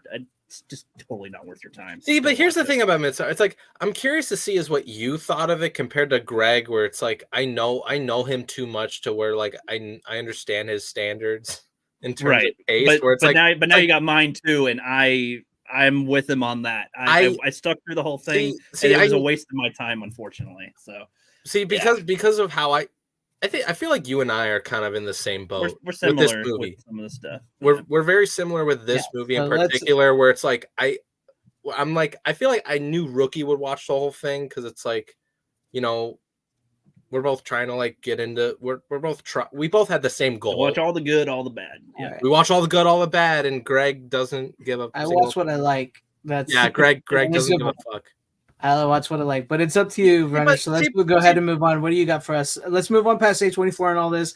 Go ahead. Let's see what you got. No, but real quick, Rook and I watch the good and the bad because it's a good learning experience. We've both talked about this privately. We're learning. We're learning. Yeah. This Okay, is a good way to learn, Greg. Okay, go ahead. What's your next pick? Okay, I'm gonna talk about a fucking awesome movie. Good. That way, and I know. Look this up. I know for sure. I know Greg and Tom. See, Greg has already shown this before because I think I talked about this movie one day, and Greg's like, "Oh man, you just gave away my last pick or whatever." But I know Rookie has seen this because he's a big Nicolas Cage fan. I've been telling my mom to watch this movie for so long, and she's like, "Oh, that sounds stupid." But I told her the cast, and she likes John Malkovich, so that's what kind of convinced her to watch this. Con Air. Hey, Put the bunny in the box. Dear Casey, it was nice to read your letter. Oh, the worst Southern accent ever, but it's awesome. It's the greatest Alabama accent I've ever heard in a movie. I'm sorry. You know what's funny? It's always funny. Like I remember, like in the beginning of the movie, where it, like tells you where the location is, like blah blah blah, Alabama or whatever. Yeah. And I'm like, and my mom's like, wait, Alabama? I'm like, oh, that's right. Nicolas Cage is an Alabama accent. That's a nice box. Yes, I got chocolates in this box. Forrest Gump Cage. I never thought about that, but he does kind of Forrest sound like Gage. Forrest Gump a little bit. He's Forrest Cage I now. believe I would like a box of chocolates. Oh, Okay, today I met a nice man on the bench who gave me a chocolate. He had very comfortable shoes. If you're gonna compare this to Forrest Gump, this is probably my favorite Forrest Gump movie ever. Yeah. I just think maybe the accent, My but Nicolas mom Cage is always awesome. said I was the best flyer. This is a I great flew movie. down better than There's so anybody. much action and comedy and like intensity into it. It is so fun. Hey, Oh. Sayonara. Yes. Yeah, They was not flying wings. Cyrus the Virus. Yeah. Introductions to I didn't all like the that cons, Cyrus all the virus all stuff. that much. He was a mean bad dude. Steve Buscemi just being the chill serial killer, crazy guy. It's got an Han- amazing he- cast it- of all these great actors just Some people hamming. said he used to Yeah. eat people alive. But yeah, no, Steve Buscemi playing Hannibal Lecter was fantastic. You got Dave Chappelle in the beginning. Oh yes, Hilarious. Oh yeah, he's there for a little bit. Right. Yeah. yeah. I forgot he was in it, He's and in then that too. I forgot about that. no, but seriously, like what convinced my mom to watch this was because of the cast. I shit you not. Yeah. Because I was in prison, but I wasn't jailed. I was flying. But no, this Free was as a bird. this movie was one of my Christmas gifts. It's a good movie. I do like that movie. It's one of my it's one of my Yeah, favorite they Nick Cage don't movies. have the director's cut on Blu-ray. Yeah, they don't, do they? There's a director's cut of this? On DVD, yeah. Oh Yeah, shit. buddy. I don't Yeah, have no. it, but yeah, it's out there. I That have was like also a one copy. played on TV all the time back in the day. I was like, Aren't they sitting on a 4K transfer for this from what I've heard? That was one of the rumors of ones we're supposed to be getting this year, I was gonna maybe. say, yeah, I'm really surprised we Maybe haven't got a sort of. new. who God. doesn't like Con Air, honestly? Like, We haven't even got Tombstone yet, so I'm not gonna hold my breath. I Yeah. was gonna say Yeah. like they. I hope. Yeah, I was gonna say like. I would love this to be released on 4K, but if we're not even gonna get fucking Tombstone, because like in the Touchstone like brand of 4Ks, like the only ones I could think of that we've gotten were like Unbreakable and The Prestige. Oh, I that's think. right. That's right. I forgot Disney owns this now. So yeah, I know. Always owned that or whatever. Disney is sitting on a possible 4K transfer of this, which sucks. Yeah, that sucks. But Yeah, and like, what was it? They're sitting on. There's like they own Tombstone. They own The Rock, which I also have on Blu-ray, and they also have. Is it got Gone in 60 Seconds too? Yes. Yeah, we ain't gonna get those for a while. Crimson Tide, Tony Scott film. So. Yeah. And I love that movie too. And Disney owns that shit because it's Hollywood Pictures. Yeah. I don't know if Steve Buscemi's character reformed at the end of the movie, but I know he was free. No, he's in the casino at the very end of the movie. Yeah, I know, but I mean, just because he didn't kill a little girl doesn't mean he wasn't going to kill again. No, he definitely would have killed something. Yeah. I mean, fuck, like considering he was at a casino next to like super hot chicks, it's like you never know what he was gonna do to any of those. According to Nicolas Cage, he says he's got like 3 to 4 movies left in him, and then he's going TV. So yeah, I heard that. That's I mean, I'm kind of mixed on that. It's like part of it's like, I mean, he said he's done everything he could possibly do in movies. So speaking of that, I still need to. I've been meaning to watch Dream Scenario because my other friends have wanted to see that. I want to watch that. Yeah, but I do like Con Air. Con Air is a fun movie, and I never thought that he's like Forrest Gump until Tom brought it up. He does sound like he's done that Forrest Gump thing. Yeah, Tom kind of like semi ruined it for me. It's still a great movie, but I love it. No, I love it. The accent, I never realized it till just then. but because he pointed that out, that's why I said like this is my favorite Forrest Gump movie. Con Air. Like this is my favorite portrayal of Forrest Gump is Nicolas Cage. Oh, I love it. The movie is just insane, and it's like you said, the cast. Like you got John Malkovich. You got what's his name? John Cusack. You got Danny Trejo. Danny Trejo. What's his name from the Mission Impossible movies you just brought up? Ving Rhames. And you got all these actors that just hamming it up. Yes. Just hamming it, everything. Steve Buscemi. Welcome to Con Air. Yeah, they're just like hamming it up. It's like just so insane and over the top. It's just like you get into it. And that one chick from Total Recall. I forget her name, but she was the security lady. Oh yeah. She's super hot in it. Fuck. Like this movie is fun as hell. my mom actually liked it a lot more than she thought she did, and I'm like, and I told her, I'm like, I think you'd like this movie a little more than you think. I told her, I'm like, the concept is kind of dumb, but the way the movie is executed, it works. I watched. I can't remember what movie this was, but I was watching a movie, and in the movie, the guy is saying that he thinks Con Air is the perfect movie, and everybody's like laughing at him, and he's like, "Let me explain." He says, it's a perfect movie because you got Nicolas Cage for all the straight men who want to be badasses. You got John Cusack for the gay guys, and you got he's like, and then you got these John Malkovich for the artist people, the people that love like the the people who really go into like artsy type movies. Then you got Ving Rhames for the other crowd, and I'm like, okay. I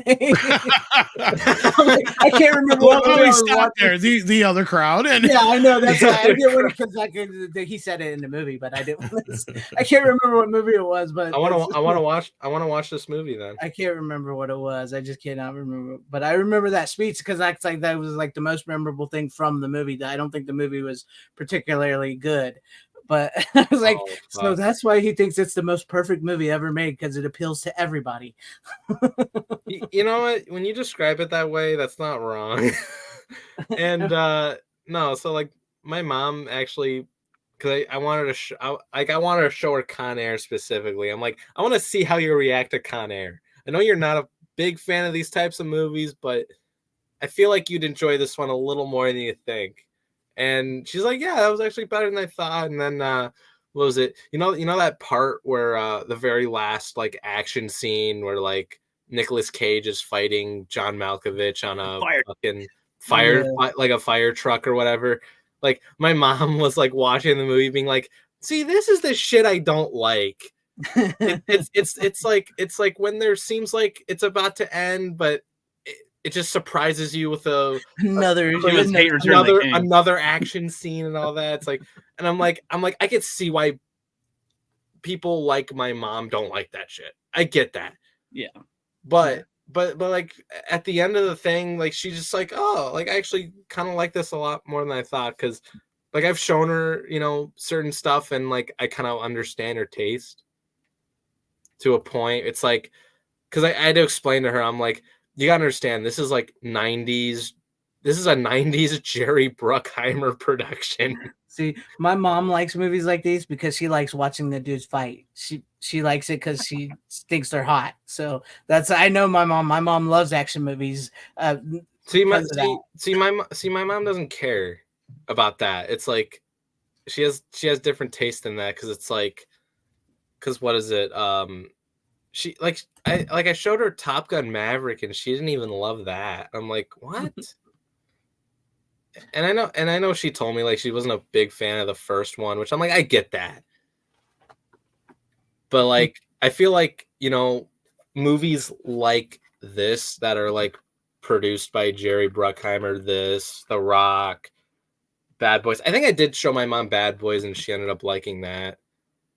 But she likes Will Smith, so that's kind of why. But and like I think she said she saw Armageddon like a long time ago and hated it. And I can understand why, because that is a guilty pleasure movie. Oh, I love Armageddon. I love it, but it's so fucking dumb when you look at it objectively. It's fun, but it's not like, I wouldn't call it a good movie. The movie's for fun, man, not be depressed. No, it's not depressing. It's just like, it's fun, but it's like fun compared to good, I think. But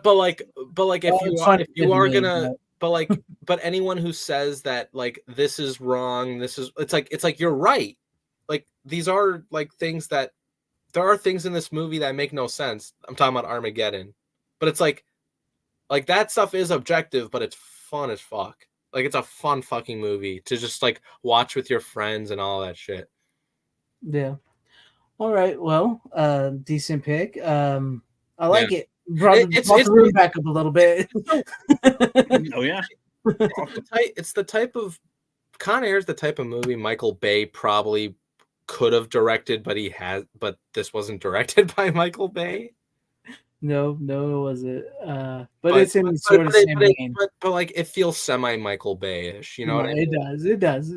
Especially with the explosions and the way it was kind of done, because This was in the era of The Rock. You know what I mean? Yes. And The Rock is definitely like one of Michael Bay's like best movies. That's pretty good. It's Along with Bad I think Boys. Sean Connery really helps with that movie as well. Dude, And I love Sean Connery and Ed Harris. Yeah, no, I love the James Bond reference ish in The Rock. That kind of was like, that was kind of cool.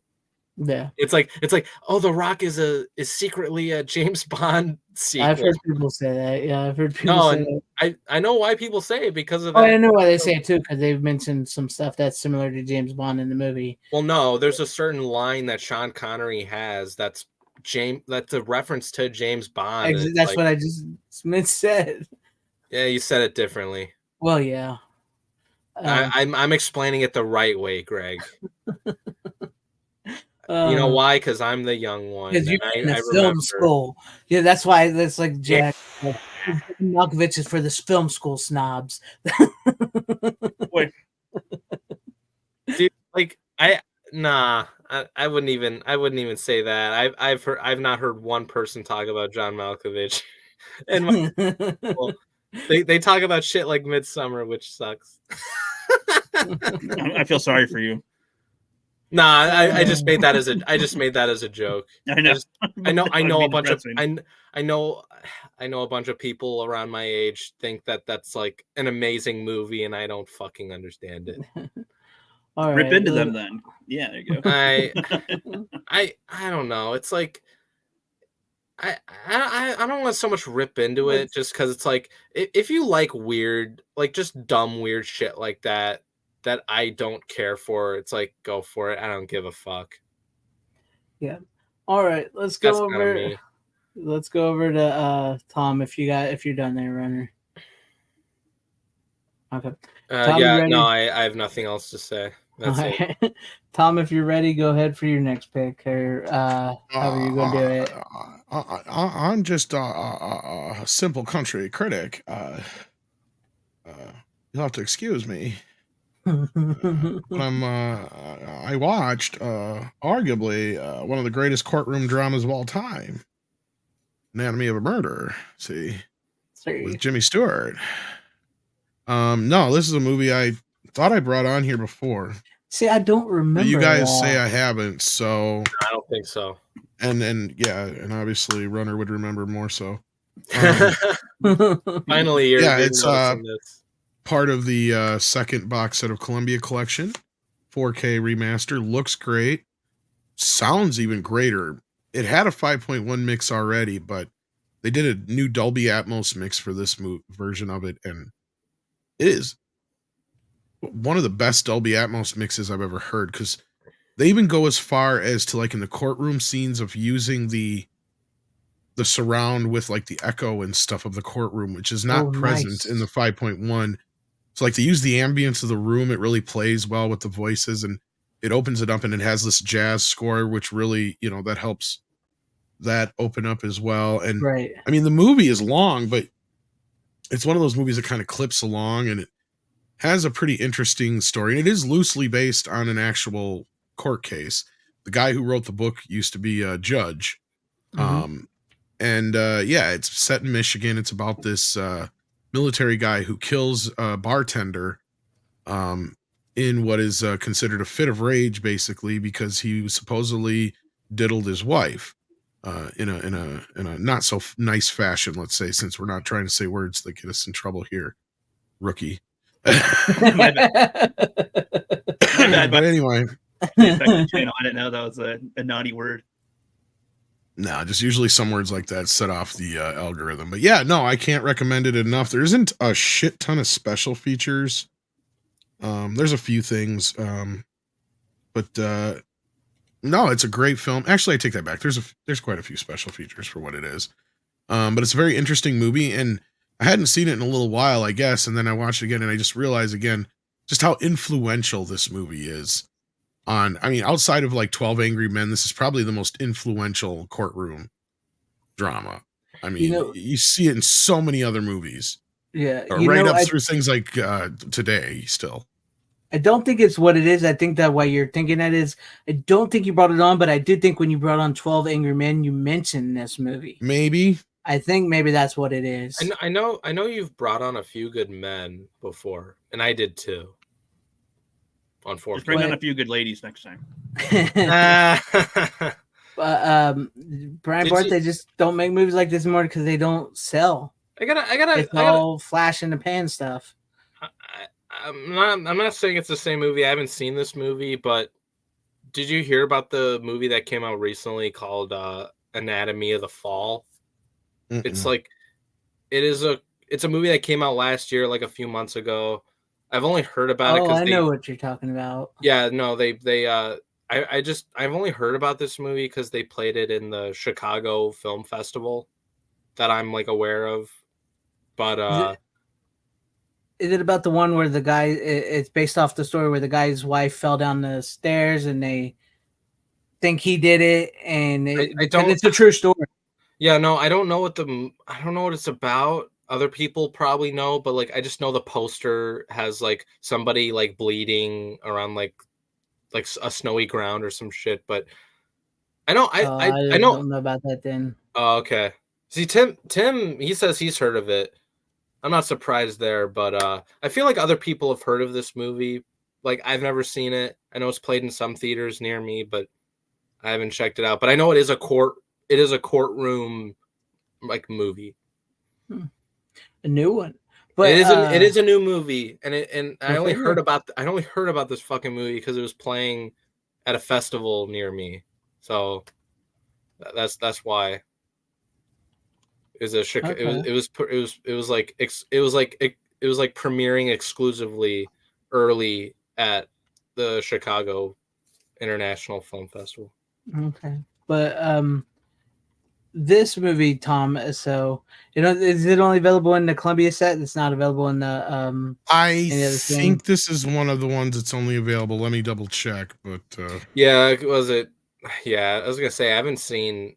I don't know about any, because like there's a ton. Like there's some movies in the Columbia set that have gotten like an individual release. Like this has a Criterion Blu-ray, but I don't see a standard 4K. So yeah, I think the 4K is only available in the set. The set, yeah. I hope a decent amount of other 4K releases that come from the Columbia collection. Just watch for those sets to come on sale. In fact, one of them was on sale for like $89 not too long ago. Which one? Is really cheap. I think it was the third one, but I'm not 100% sure. I don't care. I just remember because I clued Bill Hunt into it so he could share it for so he because he can link it to the. I don't care. I don't know. The third set doesn't really interest me. It was one of them. I just don't remember which one, but yeah. Like the second set looked pretty good for me, but that one's fucking expensive now. Because that one some people have just bought them, kept the ones they want, and sold off the ones they don't want. And you can almost pay for the fucking set. Just selling off the ones depending on the ones you don't want. No, because here's the thing. It's like volume 1, I think like 2 of the movies they have in that set, which is I think Doctor Strangelove and Lawrence of Arabia, I already own individually. And I think Gandhi's in that set, but I've only seen that once, and it was for history class. That's the only one in that set I shut off halfway through. Yeah. I'd rather watch Gandhi too. I never saw it when I was growing up, and now I understand why this movie did not live on past its expiration date. It is just a boring ass movie. I saw it in history class, so I'm not going to disagree. There's a few of these box sets I wish Columbia would put in some better titles in certain ones. Yeah, like just kind of scratch my head. Like volume 2, I would get if it wasn't so fucking expensive because it's so OP. Because it's like, what is it? Taxi Driver's on there, and that's the one that this one comes from. And I think, and not that this needs a 4K release, but The Social Network's on there, and I love that movie. But that's the only one I haven't watched yet on that set, actually. Oh, really? Because that movie's shot on digital. That's what I'm curious about because I have the Blu-ray. I was going to compare it, but I have the Blu-ray, but yeah. And then like the third one, like there's not. I don't know.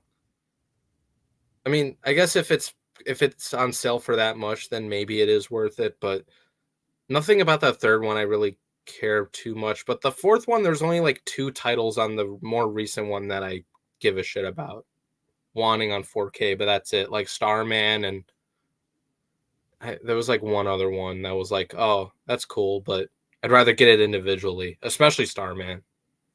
Starman. I know that's not the song, but it's yeah. I know that the David Bowie. Yeah.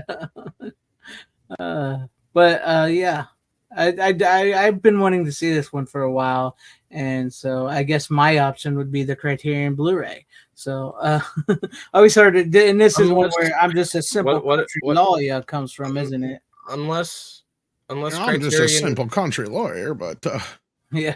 Unless Criterion releases it on 4K themselves. But I implore you, I beg of you. Mr. Smith Goes to Washington. That's another one. That's in the first one. Yeah. The second one also has stripes in it, and that's probably why you want it. Yes, I knew there was another one because I have stripes on Blu-ray, and I would love that on 4K. Yeah, the third one was probably the least of the bunch. I will agree with you there because you got like Annie and As Good as It Gets. I was gonna say it. I was gonna say Kiss Her with Love, From Here to Eternity, and I think It Happened One Night or something like that. I was gonna say, which I mean, I like a lot of those, but see, but like for my taste, it's like I don't give a fuck about Annie on 4K. No, La Bamba is supposed to. I guess I heard through the grapevine La Bamba, because I was like, why isn't La Bamba on one of these? Why isn't Tootsie on one of these? Tootsie has had a 4K master forever. I don't understand that one. You know, I saw La Bamba for the first time over the summer. It's like, yeah, that would make sense to have that in a set, but it's like, and like for the fourth one, it's like Starman and Punch Drunk Love are probably the only ones I like give a shit about. The other ones I don't not like Punch Drunk Love at all. I understand, I like it, but I understand that. But it's like, I'm just saying, like that's like the very few that I'm like, okay, like that's cool for that set, but again, like Sleepless in Seattle makes no sense to me. That should be on its own. They should release that by itself. Is that on the fourth one? Yeah, the fourth one has His Girl Friday, Guess Who's Coming to Dinner, Kramer versus Kramer, Starman, Sleepless in Seattle, and Punch Drunk Love. Now, Sleepless in Seattle, that should be just its own release. That shouldn't even be in this fucking set. The rest of them I understand, even Punch Drunk Love, even though I'm not a fan of it.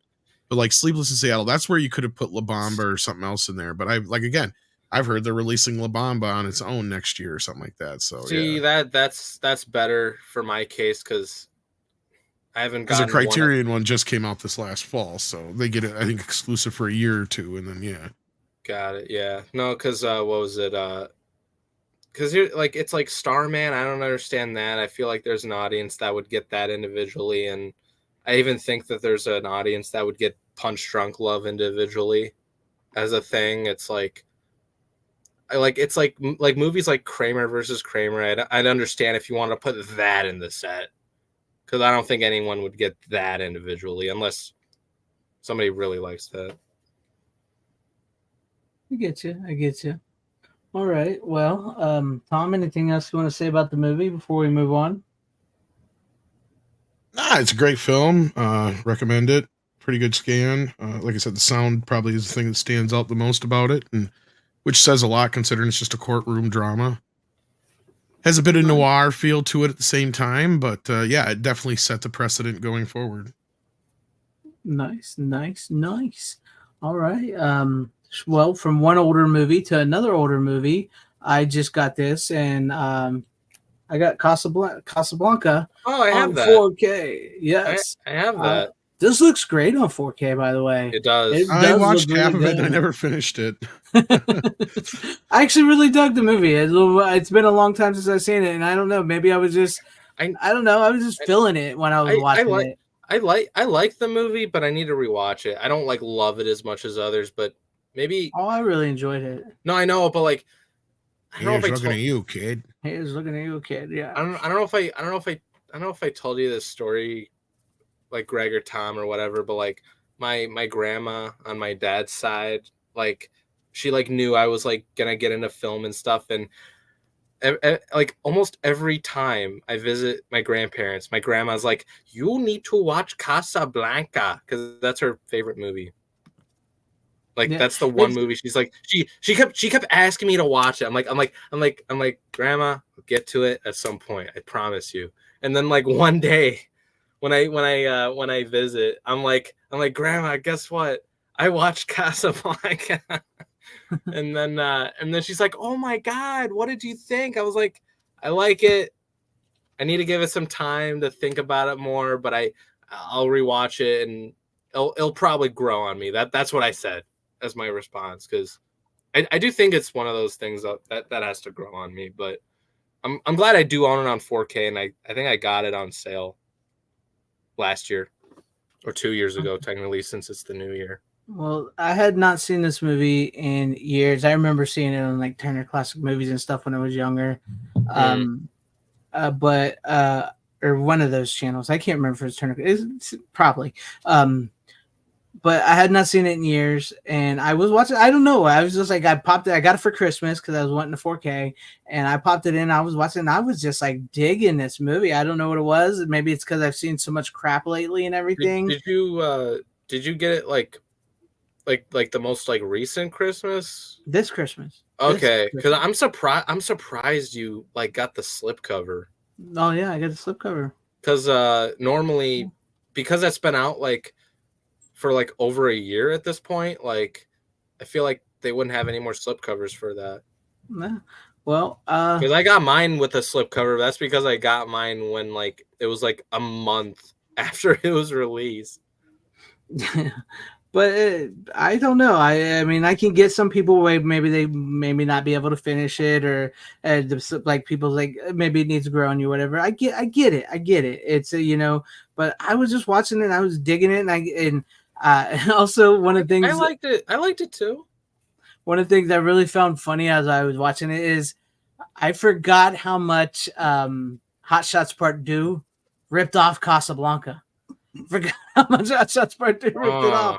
But I mean, because it's like really rips off Rambo and stuff, because like you remember like the Rambo stuff from Hot Shots Part 2. But then like when you're really watching Casablanca, it's the Hot Shots Part 2 is the story of Casablanca. Plain and simple. It is. Straight out to him being left at the train. I haven't seen Hot Shots Part 2. Oh, you got to see it. It's great. I think I started watching Part 1, but I need to finish it. Oh, they're great. But I don't know. I really dug it. And I know everybody always talks about Humphrey Bogart, Ingrid Bergman, and Paul, whatever his name is. I really like Claude Rains. I was a big fan of his from the Universal Monster movies. He plays the Invisible Man. He plays the Wolfman's dad in the Wolfman. I really, really liked Claude Rains' character. I thought he did really good. And Humphrey Bogart's great in the movie. Ingrid Bergman is pretty attractive. And always, maybe I didn't understand it as a kid because I was like, why is he just letting her go? Why didn't he keep the girl? And then, like when I was watching, it's like, oh, I get it now. I get it now why he let her go, because it was like, because they bring it up in the earlier when the young woman comes to him and is like, she's young and her and her husband want to leave Casablanca. They want to get on the airplane, and the Claude Rains character, who's the police chief there, is basically said he'll let her and her husband leave and go to America, but she's got to put out to him. And she's telling Humphrey Bogart this, and he manages to cheat and let him win because he owns the club in Casablanca, and it's for them to get money so they can just pay him so she doesn't have to do that. And then like that coincides with what happened with him and Ingrid Bergman's character and her husband, because like he didn't know she was married at the time when they fell in love, and he knows that she really does love him, her husband as well, so he had to let her go. I think it's a great movie, and you can see where a lot of movies come from in this movie. Like you can see like with like Indiana Jones, you can see some Indiana Jones in it. You can see a lot of like the noir, like stuff like that. You can see a lot of where like a lot of romance movies came from. You can see where a lot of drama. It's a really good, solid movie. I thought. I don't know. I just was like, I was feeling it this time when I was watching it, and I just really enjoyed it. And the 4K does look incredible. It does. It's just like like I said, I haven't seen too many black and white ones that look good, but so far I'd have to say this and Night of the Hunter and that other Jimmy Stewart movie, It's a Wonderful Life. That's some of the best 4K black and white movies I've seen so far. They look really well and the sound's good. So yeah, there you go. Casablanca. Now I want to get the Maltese Falcon. I've been wanting to pick that one up as well. But yeah, there you go. There's the Casablanca. And like I said, if it's not something you've seen when you were younger, it's no Carrot Blanca with Bugs Bunny, but it's all Carrot right. I remember that cartoon too. But like I said, just watch it. He's looking at you, Doc. He's looking at you, Doc. Just watch Hot Shots Part 2. It's Casablanca. It's Casablanca meets Rambo is what Hot Shots Part 2 is. And plus he gets a happier ending in Hot Shots Part 2. Tonight on the Clamp Cable Network, it's Casablanca in full color with a happier ending. It's true. I love that in Gremlins. Yeah. But it was good, and I gotta say I really just dug Claude Rains. It was cool to see him outside of a Universal monster movie. But there you go. Let's move on to you, Rook. What do you got for us for your next or your final pick? I think. So hopefully it's not another Midsommar. Oh, don't worry. No. That was just the one time thing based on recommendations. So no, this time I know I'm not going to talk about too long because we all talked about it enough. Lord But of the Rings. I got the extended versions only because like I've already seen them before, but like I really wanted to check out the bonus features and stuff, see all the behind the scenes, the appendices stuff they do, and the commentary.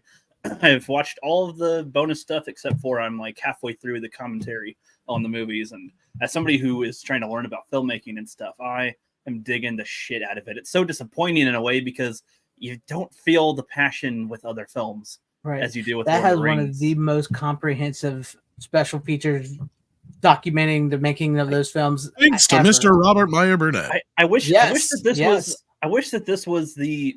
Would he actually work on it? Yes, Robert Yeah, Burnett he did most of those special features. Oh shit! Because honestly, the format that they did for it, like, and some of them they didn't even release. I wish that other films would do that format for bonus features. Cause I'm like, that was a really good like chaptered thing. It had a lot of good interplay and just like even when cast members talk about each other and they have them play back and stuff. I don't know how other special features on most stuff are by comparison. I've seen some special features on other things, but they're usually not anywhere that good, like this well put together with this much to say. And yeah, you guys said there's a lot more they didn't even put on here. Mm-hmm. It's like, dude, that's freaking incredible. I mean, going through each thing, I'm impressed with the amount of things they can talk about. I mean, they have a whole section on just the horses alone, like how it seems like a minor thing to kind of overlook, but it's like they're an integral part of selling the whole movie. They are the transportation devices from one area to another besides walking. Like if you want to get there faster, if you want to have an advantage in the battles, you got horses. So you got to have them on set. And what do? You just get a horse and you ride it? No. Like they're live animals. So it's like just that alone, they have to cover a whole terrain, fill any rabbit holes that are around there and, get them to go through and get what you can film. And the scene where the wargs or the wogs, whatever, attack them in two towers. I love seeing the footage of the guys just swinging at nothing. They're just like, it's literally I've seen World Class Bullshitters in their Stealing Solo comic, like have him always like say, we'll fix it in post, like a little running joke.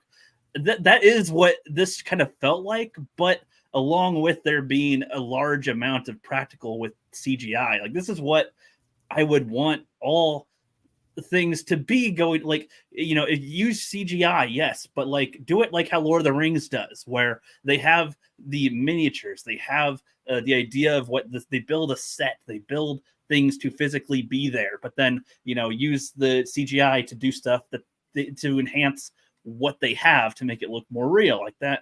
It's freaking awesome. The actors, all of them got injured as fuck. I love hearing that in a way because they still kind of go through. And I'm halfway through the Two Towers commentary right now. And yeah, he's like, there they go. They're all broken as they're running, as they have to run, and they're all broken as they're running. Just the toe, the rib, and whatever the short actor who's playing the Gimli stunt double, whatever his injury was, and then like them having to be in the makeup and hating it.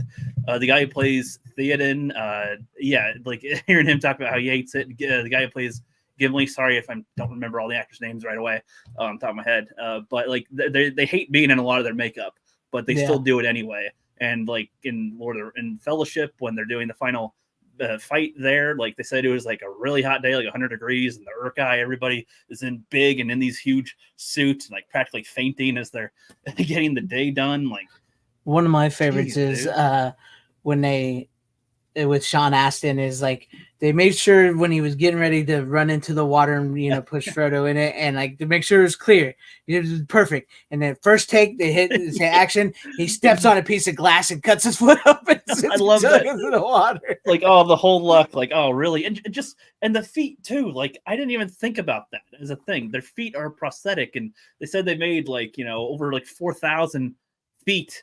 Because and the little doubles and how they use size perspectives and all the different techniques they use to make them seem small from different shots and stuff is freaking cool. So like, I don't know. I just really get a kick out of seeing all that. It makes me just be like, wow, dude, like I want to see people try hard like that.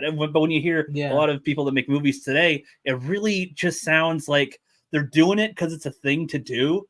We're making a movie. We have a camera. We shot a thing. We did whatever. But there's there's nothing to it as to why they want to go and do it. The directors are cast like we've been talking about. The directors are cast as much as the actors are because they're just following the rules of the studio. There's not like a lot of whole passion. That's why you don't get a lot of like Spielberg's and Peter Jackson's and stuff like that nowadays. Even though like with Peter Jackson and James Cameron, then they're destroying the way film looks now, which sucks. Yeah.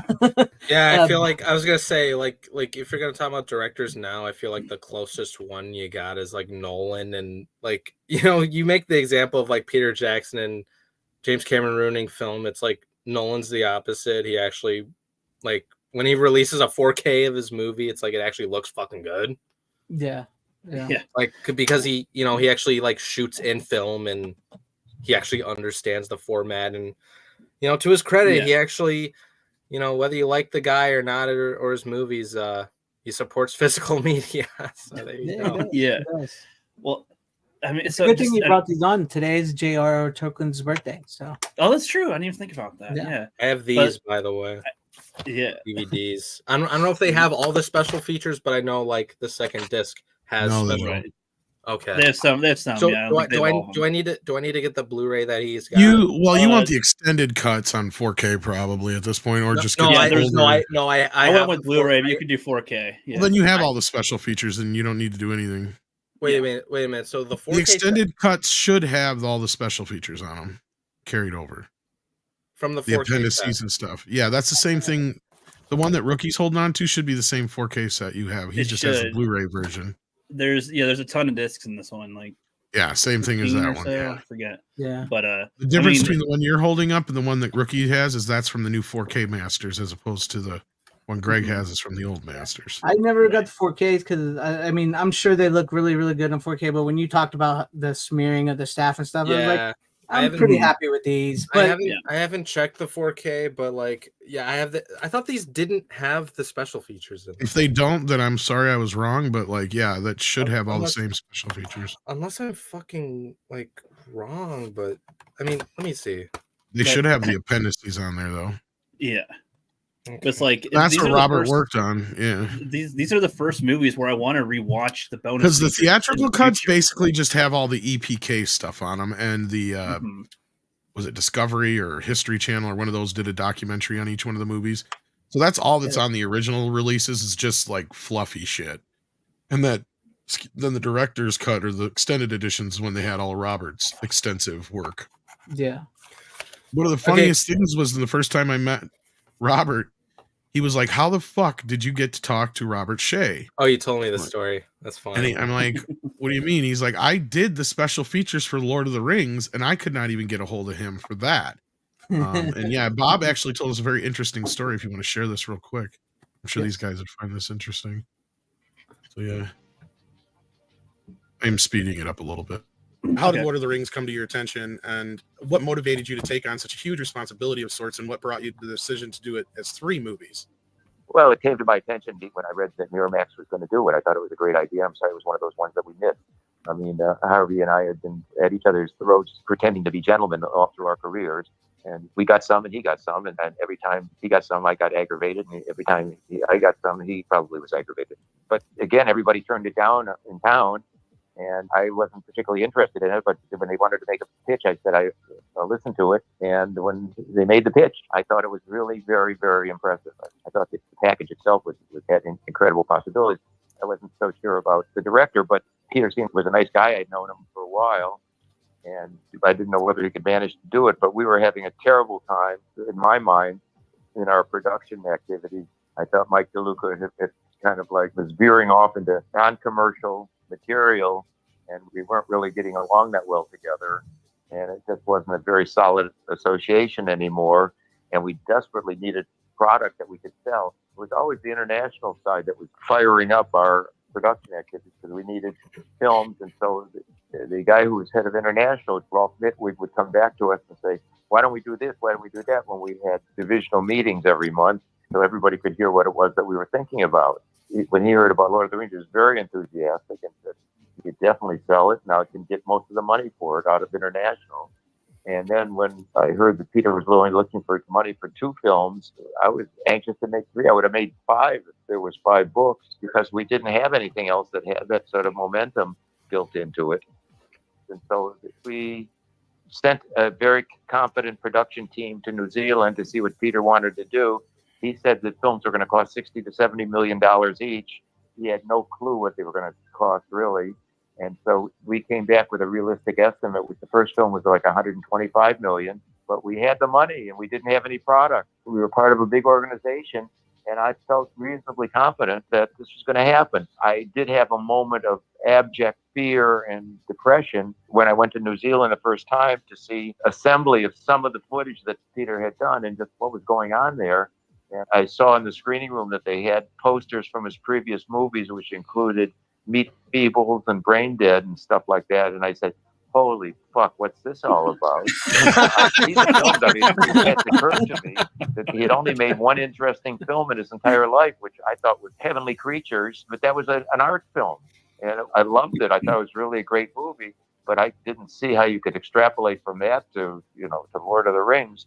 As Shakespeare said, the fat was in the fire. And so we pulled it out. Right, because anybody looking in would be like, you're crazy. You got this guy who's only made one studio movie that basically flopped, and that was The Frighteners. Right. And you're doing 3 movies instead of 2 all at once, and instead of just trying one movie to see if it works first, which now they do all the time in Hollywood. They plan 5 movies ahead. Right. No, I've heard many people say that I was a complete asshole. That's exactly what they thought. That I was going to sink the company, but they didn't understand that in point of fact, that we had like 80% of the budget covered from the get-go. We pre-sold that film, and given the tax deals that came along with it, almost 80% of the entire budget, even at $125 million. And all of the people we sold it to had to take all 3 films. They were all financially competent. They could put up the money. They were all international. And so it was really that whether the film came out good, it was really the domestic was our upside. And it was honestly, at the time, it was not like, oh my God, what am I going to do? This is like it could be a death knell. It was like a no-brainer. The worst that could happen, which could have happened, was that the first film was a piece of crap, and that the other 2 films would virtually not be releasable, and that's where we could lose some serious money. But it was not as crazy as it sounded. I mean, I suppose, in terms of huge success, it could have gone in the other direction, but it could not have gone into abject failure because, as I told you, we had basically the budget required covered. And so it was a little bit more of a reasoned business decision than just the sort of, let's go out and make movies. Yeah. Is that on your channel? Nice. Yeah. I think I watched this whole interview. About, can you link that to me? I'll check that out. Yeah. That's cool. Yeah, no, was it I don't know if Rook knows this, but was it Tom and Andre? They were talking to Robert Shea, who founded New Line Cinema. Mm-hmm. Yeah. So in this whole interview, they talked about Nightmare on Elm Street, John Waters' career. What else? Ninja Turtles, obviously. Critters, Blade, Critters, Mask. Blade, Yeah. Mask, Everything Dumb but and Lord of the Dumber. Rings. and Lord of the Rings. Then they even talked about. No, I like, know the weirdest moment was when I said, "Dude, you made my childhood." He's like, thanks. Dude, that was Like, no, you don't understand. Like, I turn my head around my room, and like a good portion of my wall is made up of films that you have produced. Whether it's Right? I got a full size Freddy standing thing at the time I had there, and I'm like, Ninja Turtles and everything else, man. I'm like, yeah. So I remember saying that to Sam Raimi when I met him. And Right. he was very like thankful though. He didn't give out the same type of response that Robert Shea did, but yeah, no, that's cool. But yeah, like people are saying in the chat, this doesn't have the special features, and it doesn't even say that in the back, but like considering like the extended editions, it's like only it's like there's no Blu-ray discs in this. It's like the theatrical cuts and the extended cuts in 4K, and all the extended cuts for each movie have 2 discs, and it's because of the fact that it's 4K. Because like considering the amount of hours, because they're long ass movies for the extended cuts, it's like you need the space to fit all that data in. So it's like I'm not surprised that there aren't special features because you need that certain amount of space. But it's like, why couldn't you just put like a bonus disc for like each movie, or like whatever the fucking like? I think there is a set of 4K, a bigger 4K set that's similar to this set. It's similar to like mine, but it's in 4K, and you can also get a Hobbit set that looks like this in 4K as well. Really? I thought this was the only. No, I don't think these are the 4K versions that look sort of like this. It looks more like a book than this does, because this is sort of. Like I talking about those the are out of print though. Are you talking about the Middle Earth set? No, there's like a Lord of the Rings set like this, and a Hobbit set like this in 4K, but the packaging is different. And then there is the big set with all of them. But I think those are out of print now. That's if you miss out on them, you're not getting them unless you want to spend like $600-$700 or something. On the 4K set? Yeah, that look in the special packaging like this, because it's not just, I mean, it's not like this one, but it's similar to this one because it comes with like the map here, and then each movie is like got the extended and the theatrical, and there's a book. I think there's a booklet inside of these too, and they haven't pulled it out in a while. So yeah, and it's got all the special features, all the documentaries, and everything. I'll just get the Blu-ray set at this point.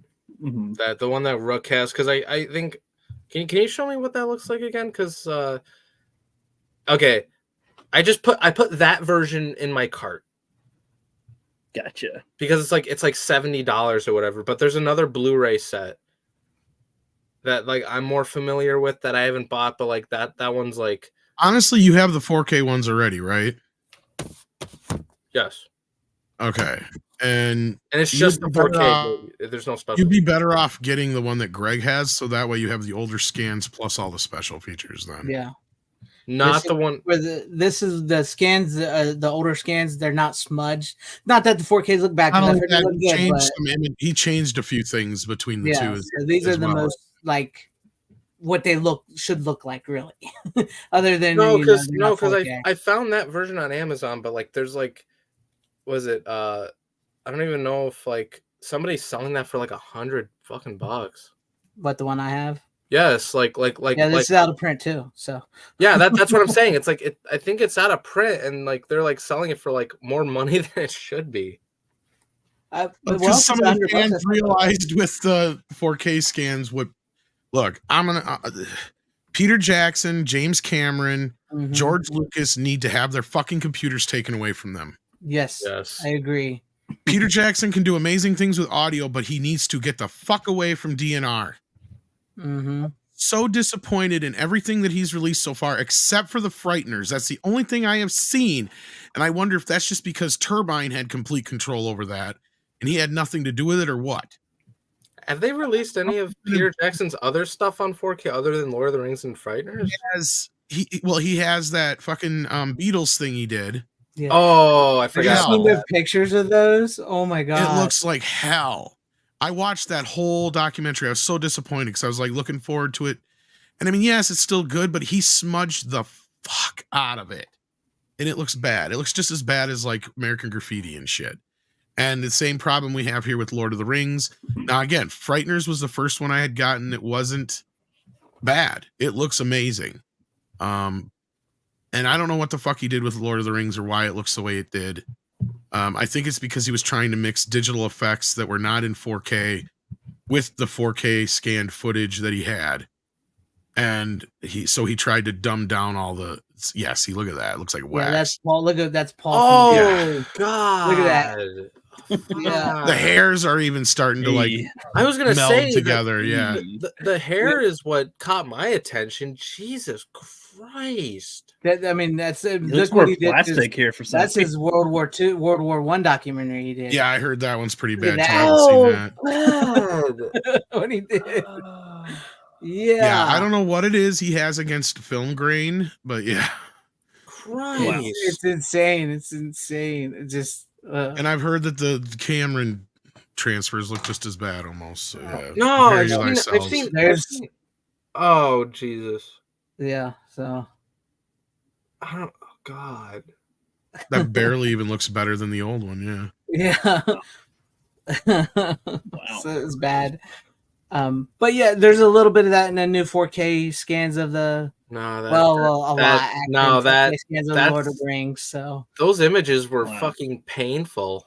Yeah. Jesus Christ. Like it's so weird. It's like being like when I like started this whole thing with Greg and Tom talked about, DNR and shit. I didn't like understand it at first, but it's like when you see images like that, it's like fuck. And like considering like when I got 4K like a TV and I collected discs and shit, then it's like that's when I start to understand like what it's sort of like, and then you get to see what the shit that George Lucas, Peter Jackson, and James Cameron do. It's like I get it now, especially after those images. Especially, it's like, and some of the still shots that people screenshotted of James Cameron's 4K transfers, like the digital ones, obviously, because from they released. And I saw those on like Twitter, and I'm like, fuck. Well, I mean, at least the old versions are still accessible, right? It's not like Lucas where they aren't. The thing is, with the new True Lies in them, they were only on DVD. This will be the first time they've ever been put on Blu-ray or 4K. True Lies and The Abyss, I believe.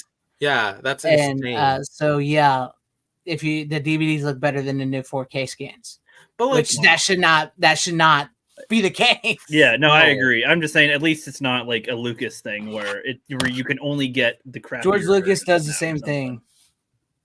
Well, yeah, but when he does it, but I mean, I can't get the original Star Wars. You can get the original versions of all these other movies. Yeah, that's the case. That's the one. I was just saying one positive. That's all. It's weird. Like we're in an age with like in terms of physical media where like you have like one side of directors that like have this thing against film grain, and then you have those that like. But the bad thing is the directors that are against the film grain, like James Cameron, Steven Spielberg, George Lucas, Peter Jackson. Yeah, Steven Spielberg did some of the editing stuff of his films too. Like he took all the guns out of E.T. You have to look it up. True. Yeah, he's part of that problem too. I'm talking about DNR though. Like like he's done some DNR too. Like which movies? He's done it. Like E.T. is one of them. He's did it to E.T. I haven't seen the transfer for E.T. But I'm like, okay, I want to stop you there on Spielberg because here's the problem with that, and this is not your fault, Greg. Go ahead. He has never released that version of E.T. again.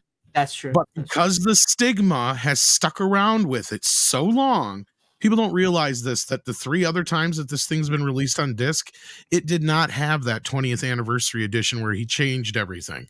That's so true. The new 4K looks good. Jaws looks good. Spielberg films so far have looked good. I'm going to leave him out of this, but Lucas, Raiders. You're right. I do take it back. he likes to play with his fucking toys, and he did some shit to the Indiana Jones movies too, as well as the Star Wars films. They look like garbage. American Graffiti is a fucking travesty. Yeah. I mean, Yeah. and I Looks can't wait horrible. to see what James Cameron does to these other films, because we already know what Terminator 2 looked like. So Mhm. Yeah. A couple of my coworkers did not know. I think they've seen Star Wars with the Blu-ray versions. They did not know that there were prior versions to the films, like of how they were. So they have the I have a no Darth Vader sounds and stuff. I have a All that bootleg stuff. Blu-ray of the despecialized editions. Yeah, you can get them. Them are good too, actually. I got that from a con. So to be fair, Lucky Tom got the 4K despecialized editions. I need to saw find those. How do you fucking? you can find them. You just gotta know where to look. I don't give a shit about Star Wars as much anymore because Disney fucking like ruined it. But I wouldn't mind owning those for a good price. But no, what was I gonna say? No, I was gonna say like you have like one side where it's like you have like directors that, you know, and I didn't know, because the reason why I question about the Spielberg thing for you, Greg, because it's like yeah, it's no, like, no, I've always heard that. I forgot about some of that stuff. So yeah, that's fair. Like I said, that's his own fault for falling into that shit, man. Yeah.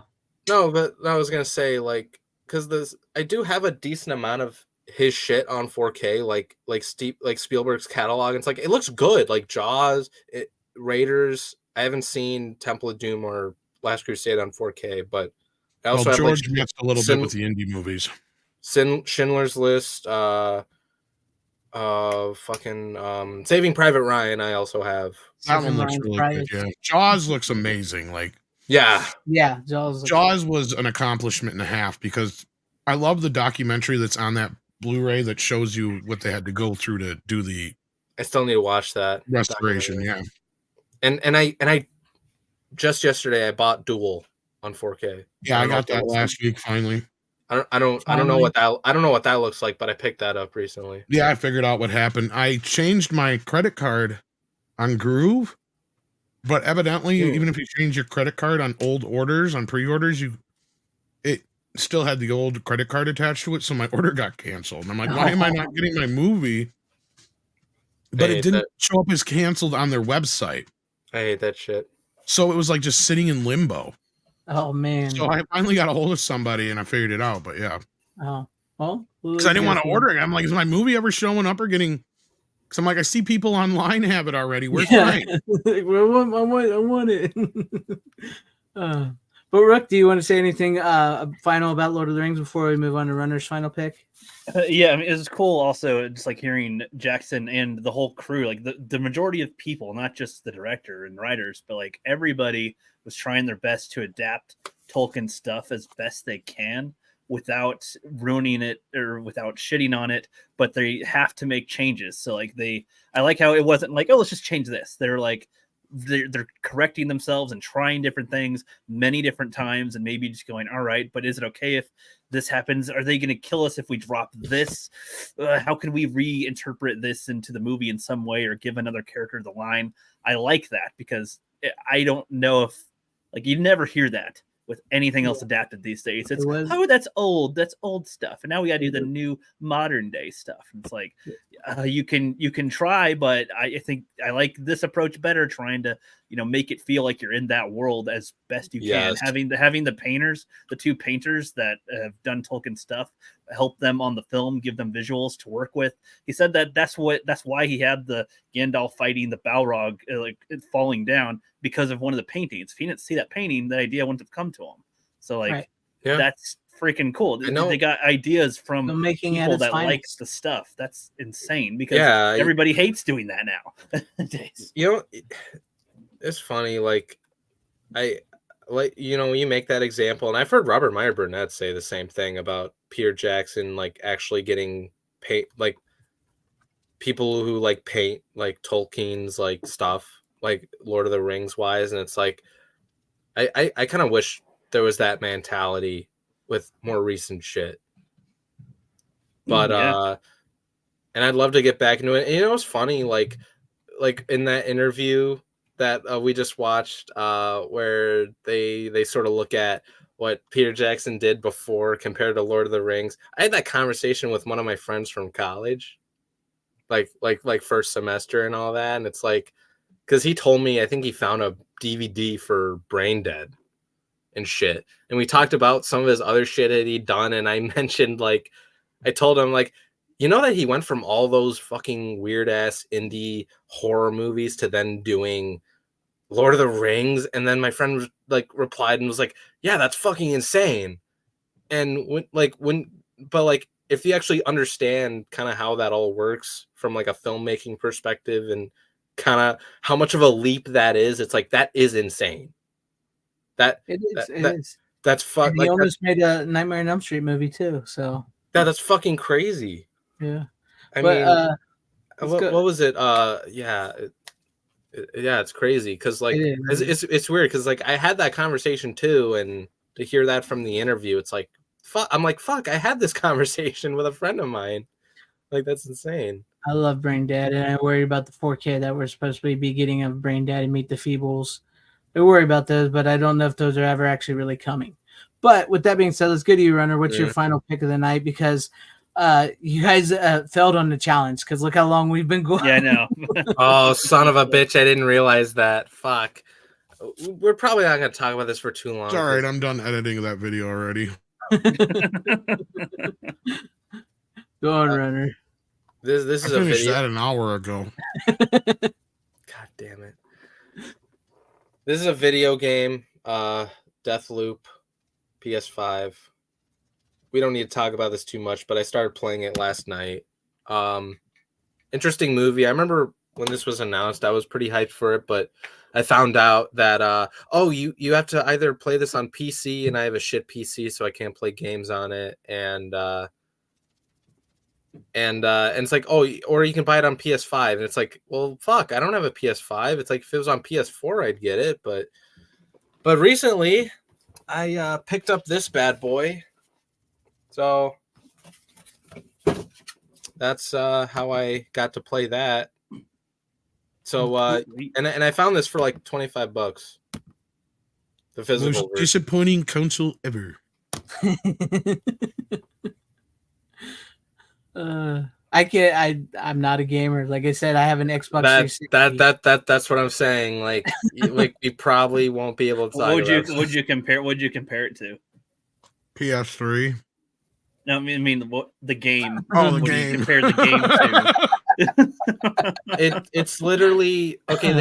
The game is literally like, you have like three, like it, like Deathloop. It's pretty much what you kind of would expect from a name like that. It's like, if you die, you restart for certain like you restart. You have like 3 chances of going back to this checkpoint that you got, but if you die 3 times each time, you have to restart the entire level again and shit. Like, that's literally what this is. And it's kind of cool. It's kind of fun. I've only played it one day, and that was yesterday. So I need to play more of it, but yeah, I picked this up so I can have like some shit on my PS5 library. And I haven't played video games in a long ass time because I haven't had time, but now I do. Sweet. Okay. Well, let us know how it is next week when you finish the game or not. No, this game. Yeah, it'll depend how busy I am, but yeah. That's cool. Well, okay. But that's my only physical PS5 game that I've gotten, and I don't really show games too often on physical, and I have a decent amount of physical like games, PS3, PS4, all on physical disc. I just never show those because it's mostly a movie thing that we do, but I haven't watched. Physical media is more than just movies. So yeah, I know. But I've actually been thinking about doing a video on that. Yeah, no, for sure. But I haven't played a whole lot of games recently, so that's why I don't bring them on very much. No, that's fine. That's fine. Like I said, I can't really talk much about it. I've always just been in the movies, really. Yeah, I know. That's what I mean when I'm like, we're probably not going to talk about this a whole lot. It's like, interesting concept. I'll I'll need to see how the execution goes for the most part, but it's interesting. It's kind of cool. Huh? Well, okay then. I guess we'll move on to Tom then. Tom, are you ready? Unless you got anything else you want to say, Runner? No, that's it. I don't know much about the story other than the concept. All right. And the main character that you play as the protagonist is like very confused as to what's going on. Like his memory's like fucked up. He doesn't remember shit. Okay. That he should anyway. Like that's kind of the concept. It's kind of like a sci-fi version of Groundhog Day-ish. If that makes sense. Like you restart like the same level or day or whatnot if you die. Like it's that concept, but So in a video game. It's Memento. I wouldn't. Memento's a little different. All Memento just like you're talking about the Nolan movie. Yes, so amnesia and everything where he did it. That concept's a little different. This is more Groundhog Day, whereas Memento, it's kind of like just different like timelines and shit. Like that's not what this game is. I wouldn't describe it as Memento so much. Okay. Like I said, No, I know what you mean. This is more. I would compare it more so to Groundhog Day compared to Memento. Okay. All right, well, let's go on you, Tom. What do you got for your final pick of the night? Or I actually have 3. That's right. Okay. I don't know. These are all part of the same box set that came out from Shout a while back, but I only got the first 3 watched, or should I say the original 3. So we'll start with the first film first, which is the 1958 Fox classic, The Fly. Oh, you got The Fly. I love this set. Oh, holy shit. I started watching it last night, but I need to finish it. The original Fly. Which is funny because I think you posted the picture of there. It's like, oh, that's weird. I was actually watching them, so I was wondering if we were going to cross over this week. But yeah, no, this was shot in CinemaScope. It looks really good for what it is, but this is just this is the exact same disc that Fox released. Yeah. Like Shout did absolutely nothing. They just reprinted the same disc. It even has the Fox logo at the beginning and everything. I was gonna say the Shout logo didn't even come up in the beginning. Nope. It's the same exact disc they released, and I used to have that disc, but it's nice to have it in this collection with the original art, because the art that was on the Blu-ray that Fox released was horrible. I don't even have it anymore. I gave it away. Yeah. I got this one. There's a nice collection of special features, and it has the original 4-track audio from the CinemaScope release. And it was a rarity for this time because it was a horror film that was shot in color, and you had a big studio behind it. So it actually was a big budget horror film for the time, and it's very ambitious. Mm-hmm. It's one of those movies that, of course, the remake kind of overshadows the original because of how good the remake is. But don't forget how good the original is. Of course, I mean, it's a very different film in a lot of different ways, although it has the same basic concept. But this film, of course, is told in complete flashbacks. I'm sure if you guys have seen it, you know what I mean. Mm-hmm. And Vincent Price doesn't even play the guy who turns into the Fly. He's actually the brother. Yeah, he's like the uncle. And this cop who are trying to figure out what the hell's going on. And yeah, it's just an excellent little 50s sci-fi film that kind of belongs up there in the pantheon of that. See, in that time period, they were not spending a lot of money on horror films, but this feels like a classic Universal horror film. Yeah. The way it's shot, the way it is done. It's a really good quality film. So yeah, I don't know if anybody wants to talk a little bit about the original Fly. I love the. It's so fucking funny that you brought that on, because I started watching it last night, and I need to finish it because I do have the Fly collection from Shout. Right. Yeah. And I watched the Cronenberg one for the first time a few months back, like I think like one day when I had some free time during school and stuff, and because I wanted to watch it. And yeah, I watched that one. I need to rewatch that one again after I want to rewatch that one after I watch the original. Kind of compare the two. I like the original Fly. I think it's a great movie. I think that's a great example of much like you would talk about the Cronenberg fly, but like with the Blob and stuff like that, the flies are, and it is pretty creepy in aspects of it. And I do holy like fuck! I watched the '80s Blob recently. I totally forgot about that.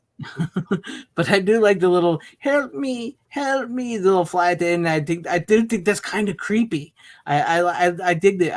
And I have that. It's a great set. If you guys can get your hands on the Shout, which I don't think it's OP or anything, I think it's still readily available. It's pretty cheap, actually. Yeah, it's pretty cheap. I highly recommend this set. You can get it for like $30. Yeah, it's got all really 5 films.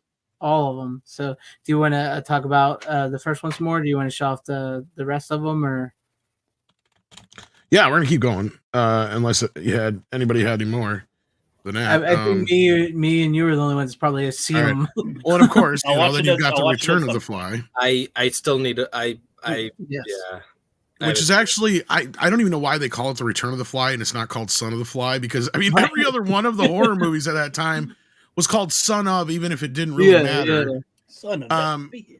But it would make more sense. But this one don't underestimate this one. This is actually a fairly decent sequel-ish. Now it's not great like the first film.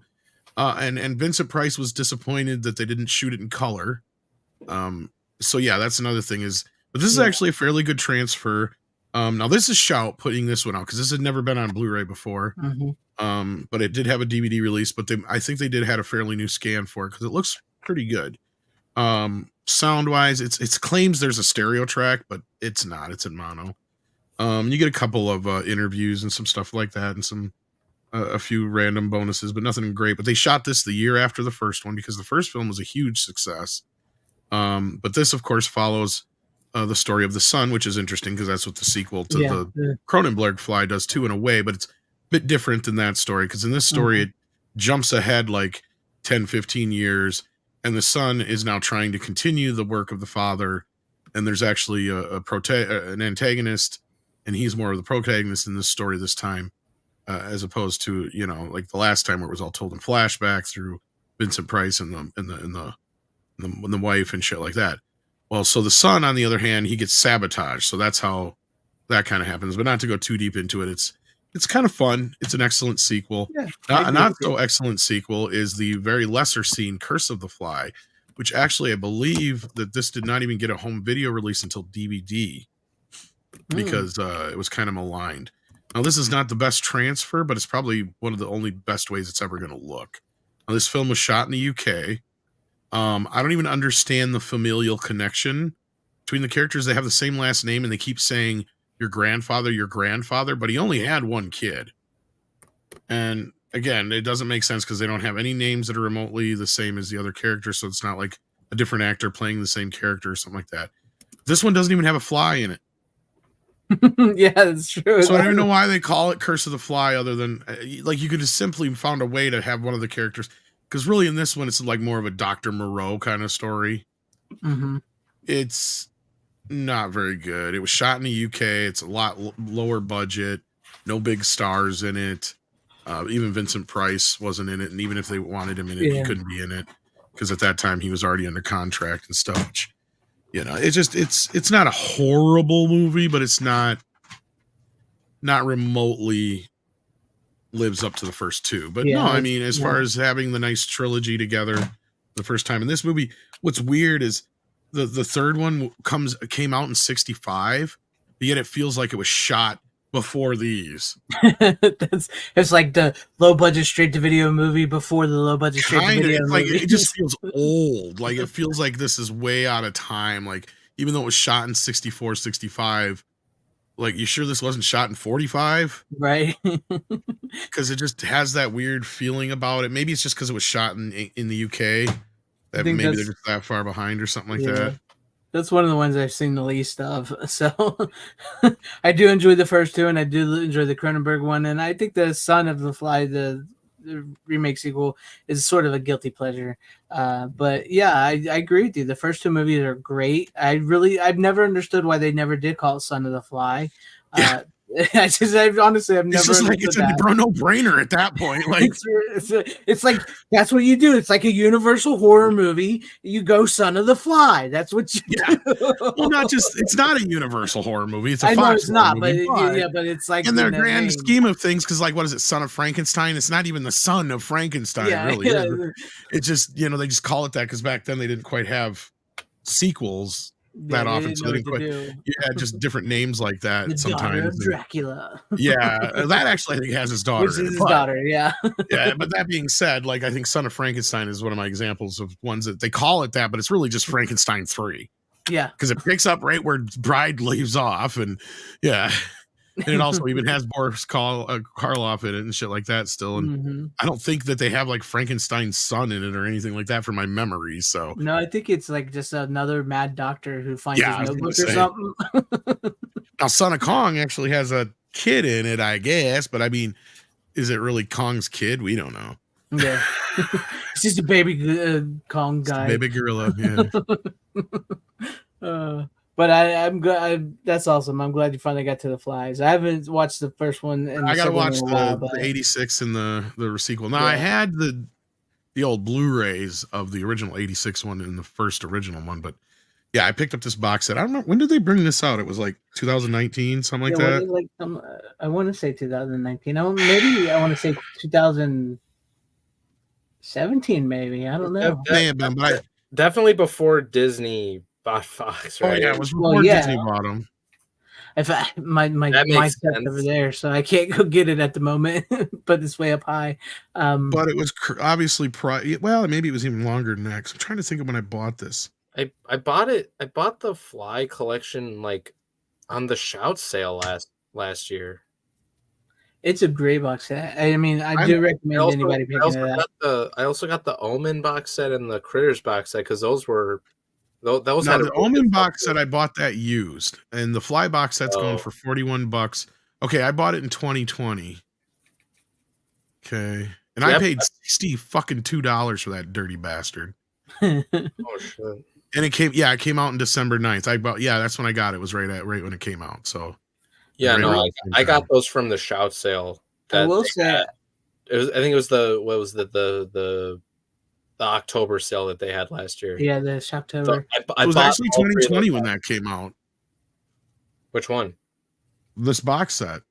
Oh shit! Oh, it was 2020. Yeah. It feels like so much longer ago. Yeah, I would think so too. It was after Fox bought. Go figure. After Disney was bought by Fox, but maybe this box set was already in motion. I was gonna say maybe because it came out at the very end of the year. It, like I said, clearly that. I haven't watched the Goldblum one, but I'm willing to bet dollars to donuts that's the same exact fucking disc as the other Fox disc too. That's probably what ended up happening is that they just got stuck with that scan at that point. Even whatever plans they had went out the window. Yeah, probably Disney was like, no, that's what you get.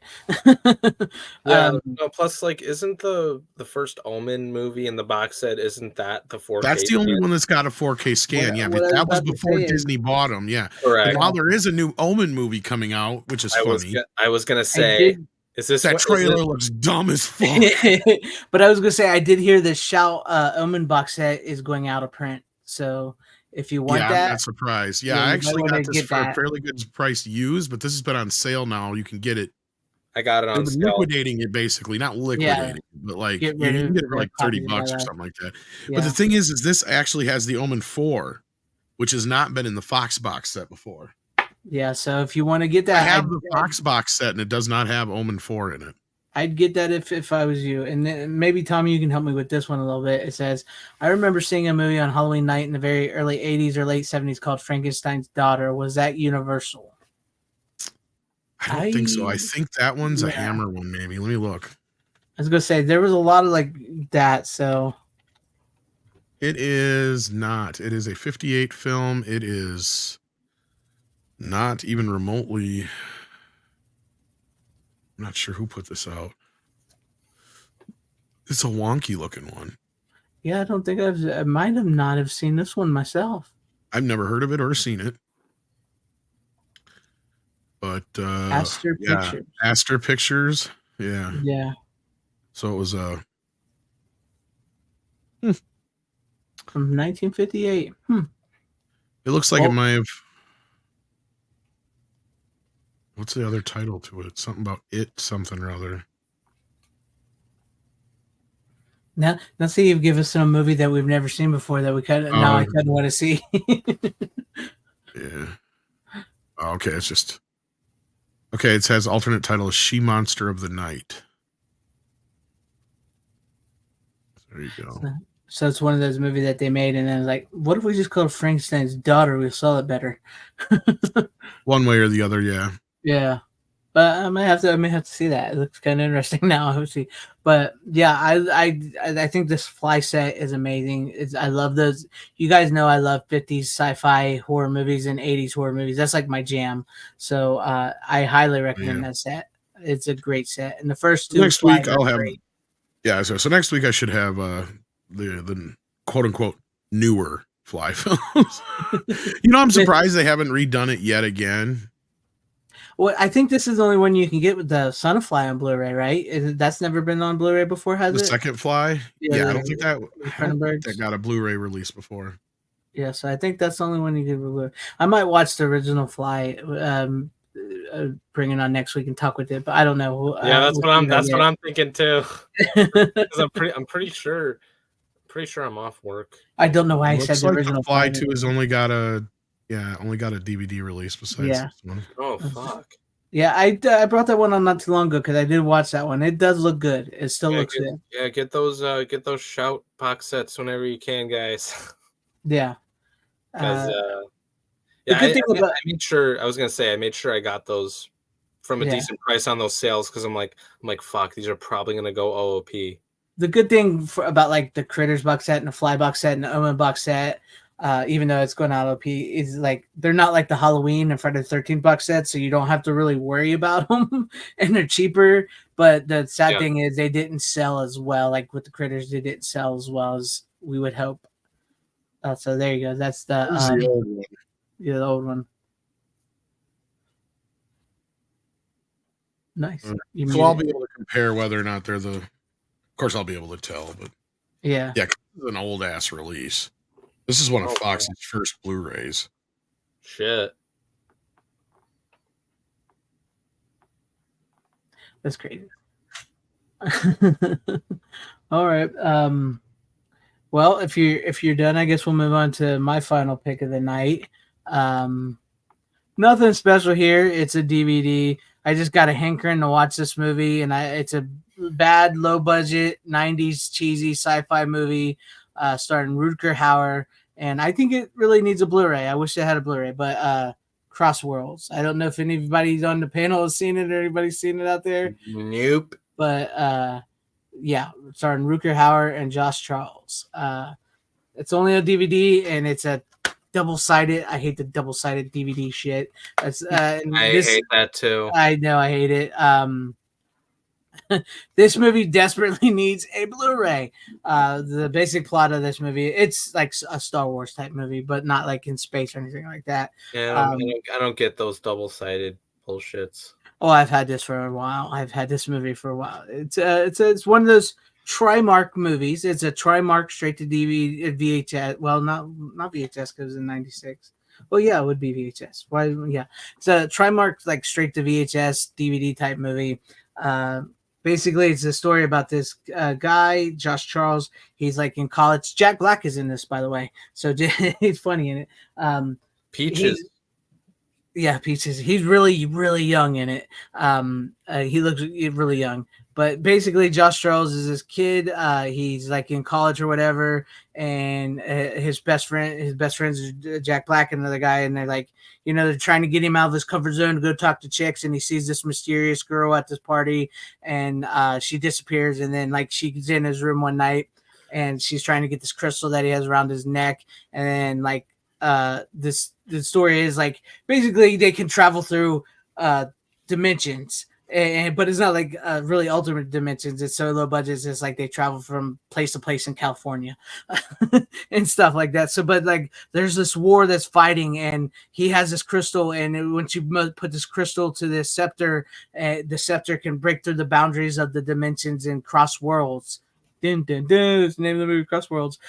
So, and Rutger Hauer is like the Obi-Wan of the movie. He takes him in and he shows him and this girl how to, and they're fighting these bad guys and they travel through dimensions, like basically like teleport, really is what they do. But I know I'm not explaining it very well, but it's just a cheesy, low budget 90s movie that came out on VHS, and I just got a hankering to watch it. I like those old Trimark movies like that, and Rutger Hauer is pretty cool in it. So there you go. It definitely needs a Blu-ray. This when I say something like this is something you would see Kino Lorber put out, but because it's a Trimark, and I've seen Kino Lorber put out a lot of Trimark movies, but it does say Lionsgate owns the rights here. So this could possibly get a Vestron release down the line. If Lionsgate owns the Trimark collection. Yeah. So this could possibly get a Vestron Blu-ray down the line, which it wouldn't surprise me if it does. It really would. But yeah, I would love to see a Blu-ray of this. I like this movie. It's not nothing special, guys. It's not like you're going to watch it and go, well, that movie was awesome. You have to be in a mood to watch like these cheesy low budget, because it's got that 90s CGI effects to it, where it looks really bad, like ripples and stuff, and like people like just like turn it into circles and stuff. It's great. I love it. It's cheesy. Oh boy. Yeah, it's got that bad 90s CGI to it, which it gives it a charm to the movie. But yeah, that's it. But I would like a Blu-ray of it. I think it really needs a Blu-ray, because I hate the double-sided DVD bullshit. And plus the scan that's on there, the widescreen scan, they still look smushed. They look like midgets sometimes, and they're not supposed to. That's when you say widescreen, it doesn't mean the smushed image like that. The midget edition. Yeah. So it's the Tom Cruise sized edition. Yeah, it's not a good scan of the movie on this DVD. So you might be better watching it on the 4:3 side of the DVD than the widescreen side, because it just looks like they stretched it out a little bit. And left the black bars at the top and the bottom. So it desperately needs a Blu-ray. I think it's a fun movie. It's a good if you're into this type of stuff. I like those Trimark movies. But there you guys go. So Runner, I know you wanted to show one more. We was right here at the end. We was going to make it not to 3 hours, but Runner says, "Hey, I got one more." And it's your fucking fault. It's not my fault. It is your fault, and I'm gonna explain why. Just blow me up for a minute. All right. No, I don't go that way. All right. That's not what I meant. That's not what I meant when I said that. But Greg mentioned a movie that I had already seen, and I bought on 4K on Steelbook from Shout Factory. If Greg hadn't have mentioned this movie, I wouldn't have brought it on, but I watched it a week ago or so. So I gotta bring it on. And this is why it's your fault, Greg. The Blob. The Blob. If you hadn't mentioned this movie on this stream, I probably wouldn't have brought it on. I totally forgot about this. And then I'm like, fuck. I totally forgot that I watched this. And on 4K too. And then and I watched it recently for the first time, and I love it. I think it's great. I still need to watch the original, but the 4K is great. I love the practical effects of it. Didn't you watch this one, Rook? Oh yeah, I freaking love it. Really? Yeah, good. I know. I think you reviewed it, and I'm like, and I remember when you saw it, and I'm like, fuck, Rook saw that before me. Damn it. It surprised me how well done it is. It is really good. Yeah, no, I felt the same way as you. It was really good, but I got the Steelbook because it was actually on a pretty good sale at Best Buy of all places, even though they're fucking sellouts. Well, now you can actually find that at Walmart. Now you can be a trench dealer with a Best Buy coat and be like, all right, I got some Best Buy physicals for you guys. And you know what's funny is I put the Best Buy exclusive sticker right here. Just because I'll always remember you, Best Buy. I love you. It'll be worth more. No, it's like so rare. Here's why. Yeah, because of the rarity of it. It'll be a relic. It's gonna be a relic because when Best Buy stops selling this shit, it's like you never know, the price might go up, and You have an authentic Best Buy sticker? Maybe Wow. the Best Buy version you have, but you can just go to the Walmarts now and buy this Steelbook for like $25. And it'll be better by not Oh, having a Best Buy probably. sticker on it. So gonna it's the say same Steelbook, it's same design, and everything. You're probably gonna get it for the same price I bought this, but I Yeah. did the same thing to the Young Guns Steelbook. And I I'll took the always sticker for remember that. you. I will remember you. But no, I really enjoyed the Blob. I thought it was good. It was directed by the same guy who directed Nightmare on Elm Street 3 and The Mask. It's a great movie. To those that didn't know that. Oh, well, I knew I that. love the opening. Well, of I Blob know so much. you knew that, Greg, but Rook doesn't Yeah. know. Yeah. Like that's why when I forgot who it was, but somebody said, "Oh, Runner explaining how discs work, and it's about like 4K and data and shit." And I'm like, I mainly explain that because of Rook. Like Rook needs to know that shit. Yeah, I'm the noob when it comes to this. Yeah, But The Blob is a great movie. I love it. no, the Blob is actually really good. It's an excellent remake. I enjoyed the original. I enjoyed the remake. I think I like the original. I like the original poster art that the normal slipcover has, but this is not bad. And I don't have a whole lot of these 4K steelbooks that Shout has, but I have this and I have the Fog Yeah. steelbook. Yeah. And it's like almost the same artwork, whereas like They have very similar artwork, yeah. They have very similar artwork where it's like it's just like it's just like art, like from like a specific or something related to the movie. Yeah. And I actually kind of like this because this is like during like this whole artwork is like during the third act of the movie. Yeah. Which I think that's kind of cool. Yeah. It is cool. I do like. I mean, there was something special. I know we've talked about it, but there was something special because I like the original Blob, and the remake is just as good, if not better. I like the original Fly. The remake is just as good, if not better. I like the original Thing from Outer Space. The remake is just as good and better. The Thing, there was something special about like the directors like Carpenter and all them that grew up watching those movies in the 50s that came back in and remade those movies and made them just like so much awesome. Like even like the 80s version of what is that? From Mars, the Invaders from Mars. Invaders I think from it's, Mars? yeah, the 80s version of Invaders from Mars is great, if not better than the original, and the original is good. Oh, that So, was a remake? Yeah, the Invaders from Mars. Toby Hooper did the Invaders from Mars. Yeah, the original. Fuck, I haven't seen the original or the remake, but The original was the first one in color. It was the first like 50s movie sci-fi like that in color. So, oh, okay. Yeah. I brought the 4K on, I think, when you were still here, Runner. Yeah. Yeah, I was gonna say that kind of sounds familiar now that you mentioned it. But you know what's funny? I remember telling my parents like I was like, oh, I'm watching the 80s version of the Blob, and they're like they did a remake of the Blob. That's what my dad said. And I'm like, yeah, you didn't know this? And well, the remake of the Blob actually wasn't that successful when it came out. It grew over time. That I was gonna say that probably makes sense. Much like the Blob. And the guys who made Nightmare on Elm Street 3 as well. Yeah. I mentioned that it's the director of Nightmare on Elm Street 3 and The Mask. But Frank Darabont also wrote.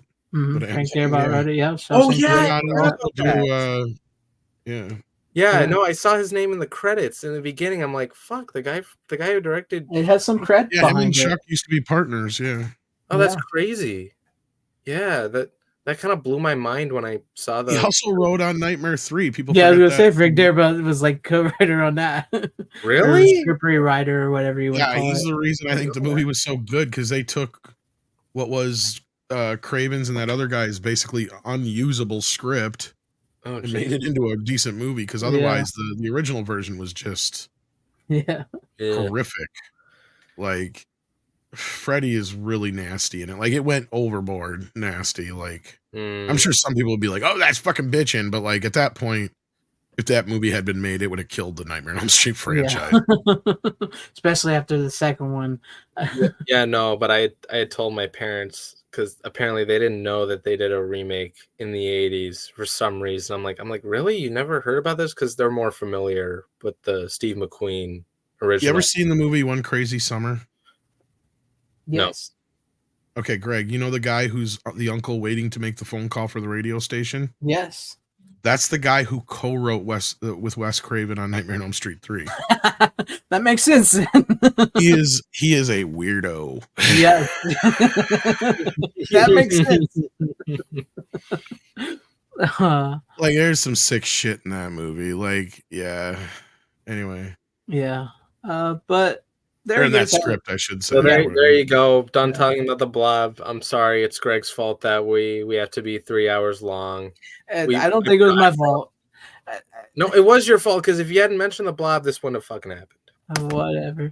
But thank you, Runner. Thank you, Rook. Thank you, Tom, for being here. Thank you to everybody in the chat for hanging with us. Everybody at home that was watching out there. I appreciate each and every one of you guys. As always, you don't have to go home, but you can't stay here. How you doing? Bitches leave.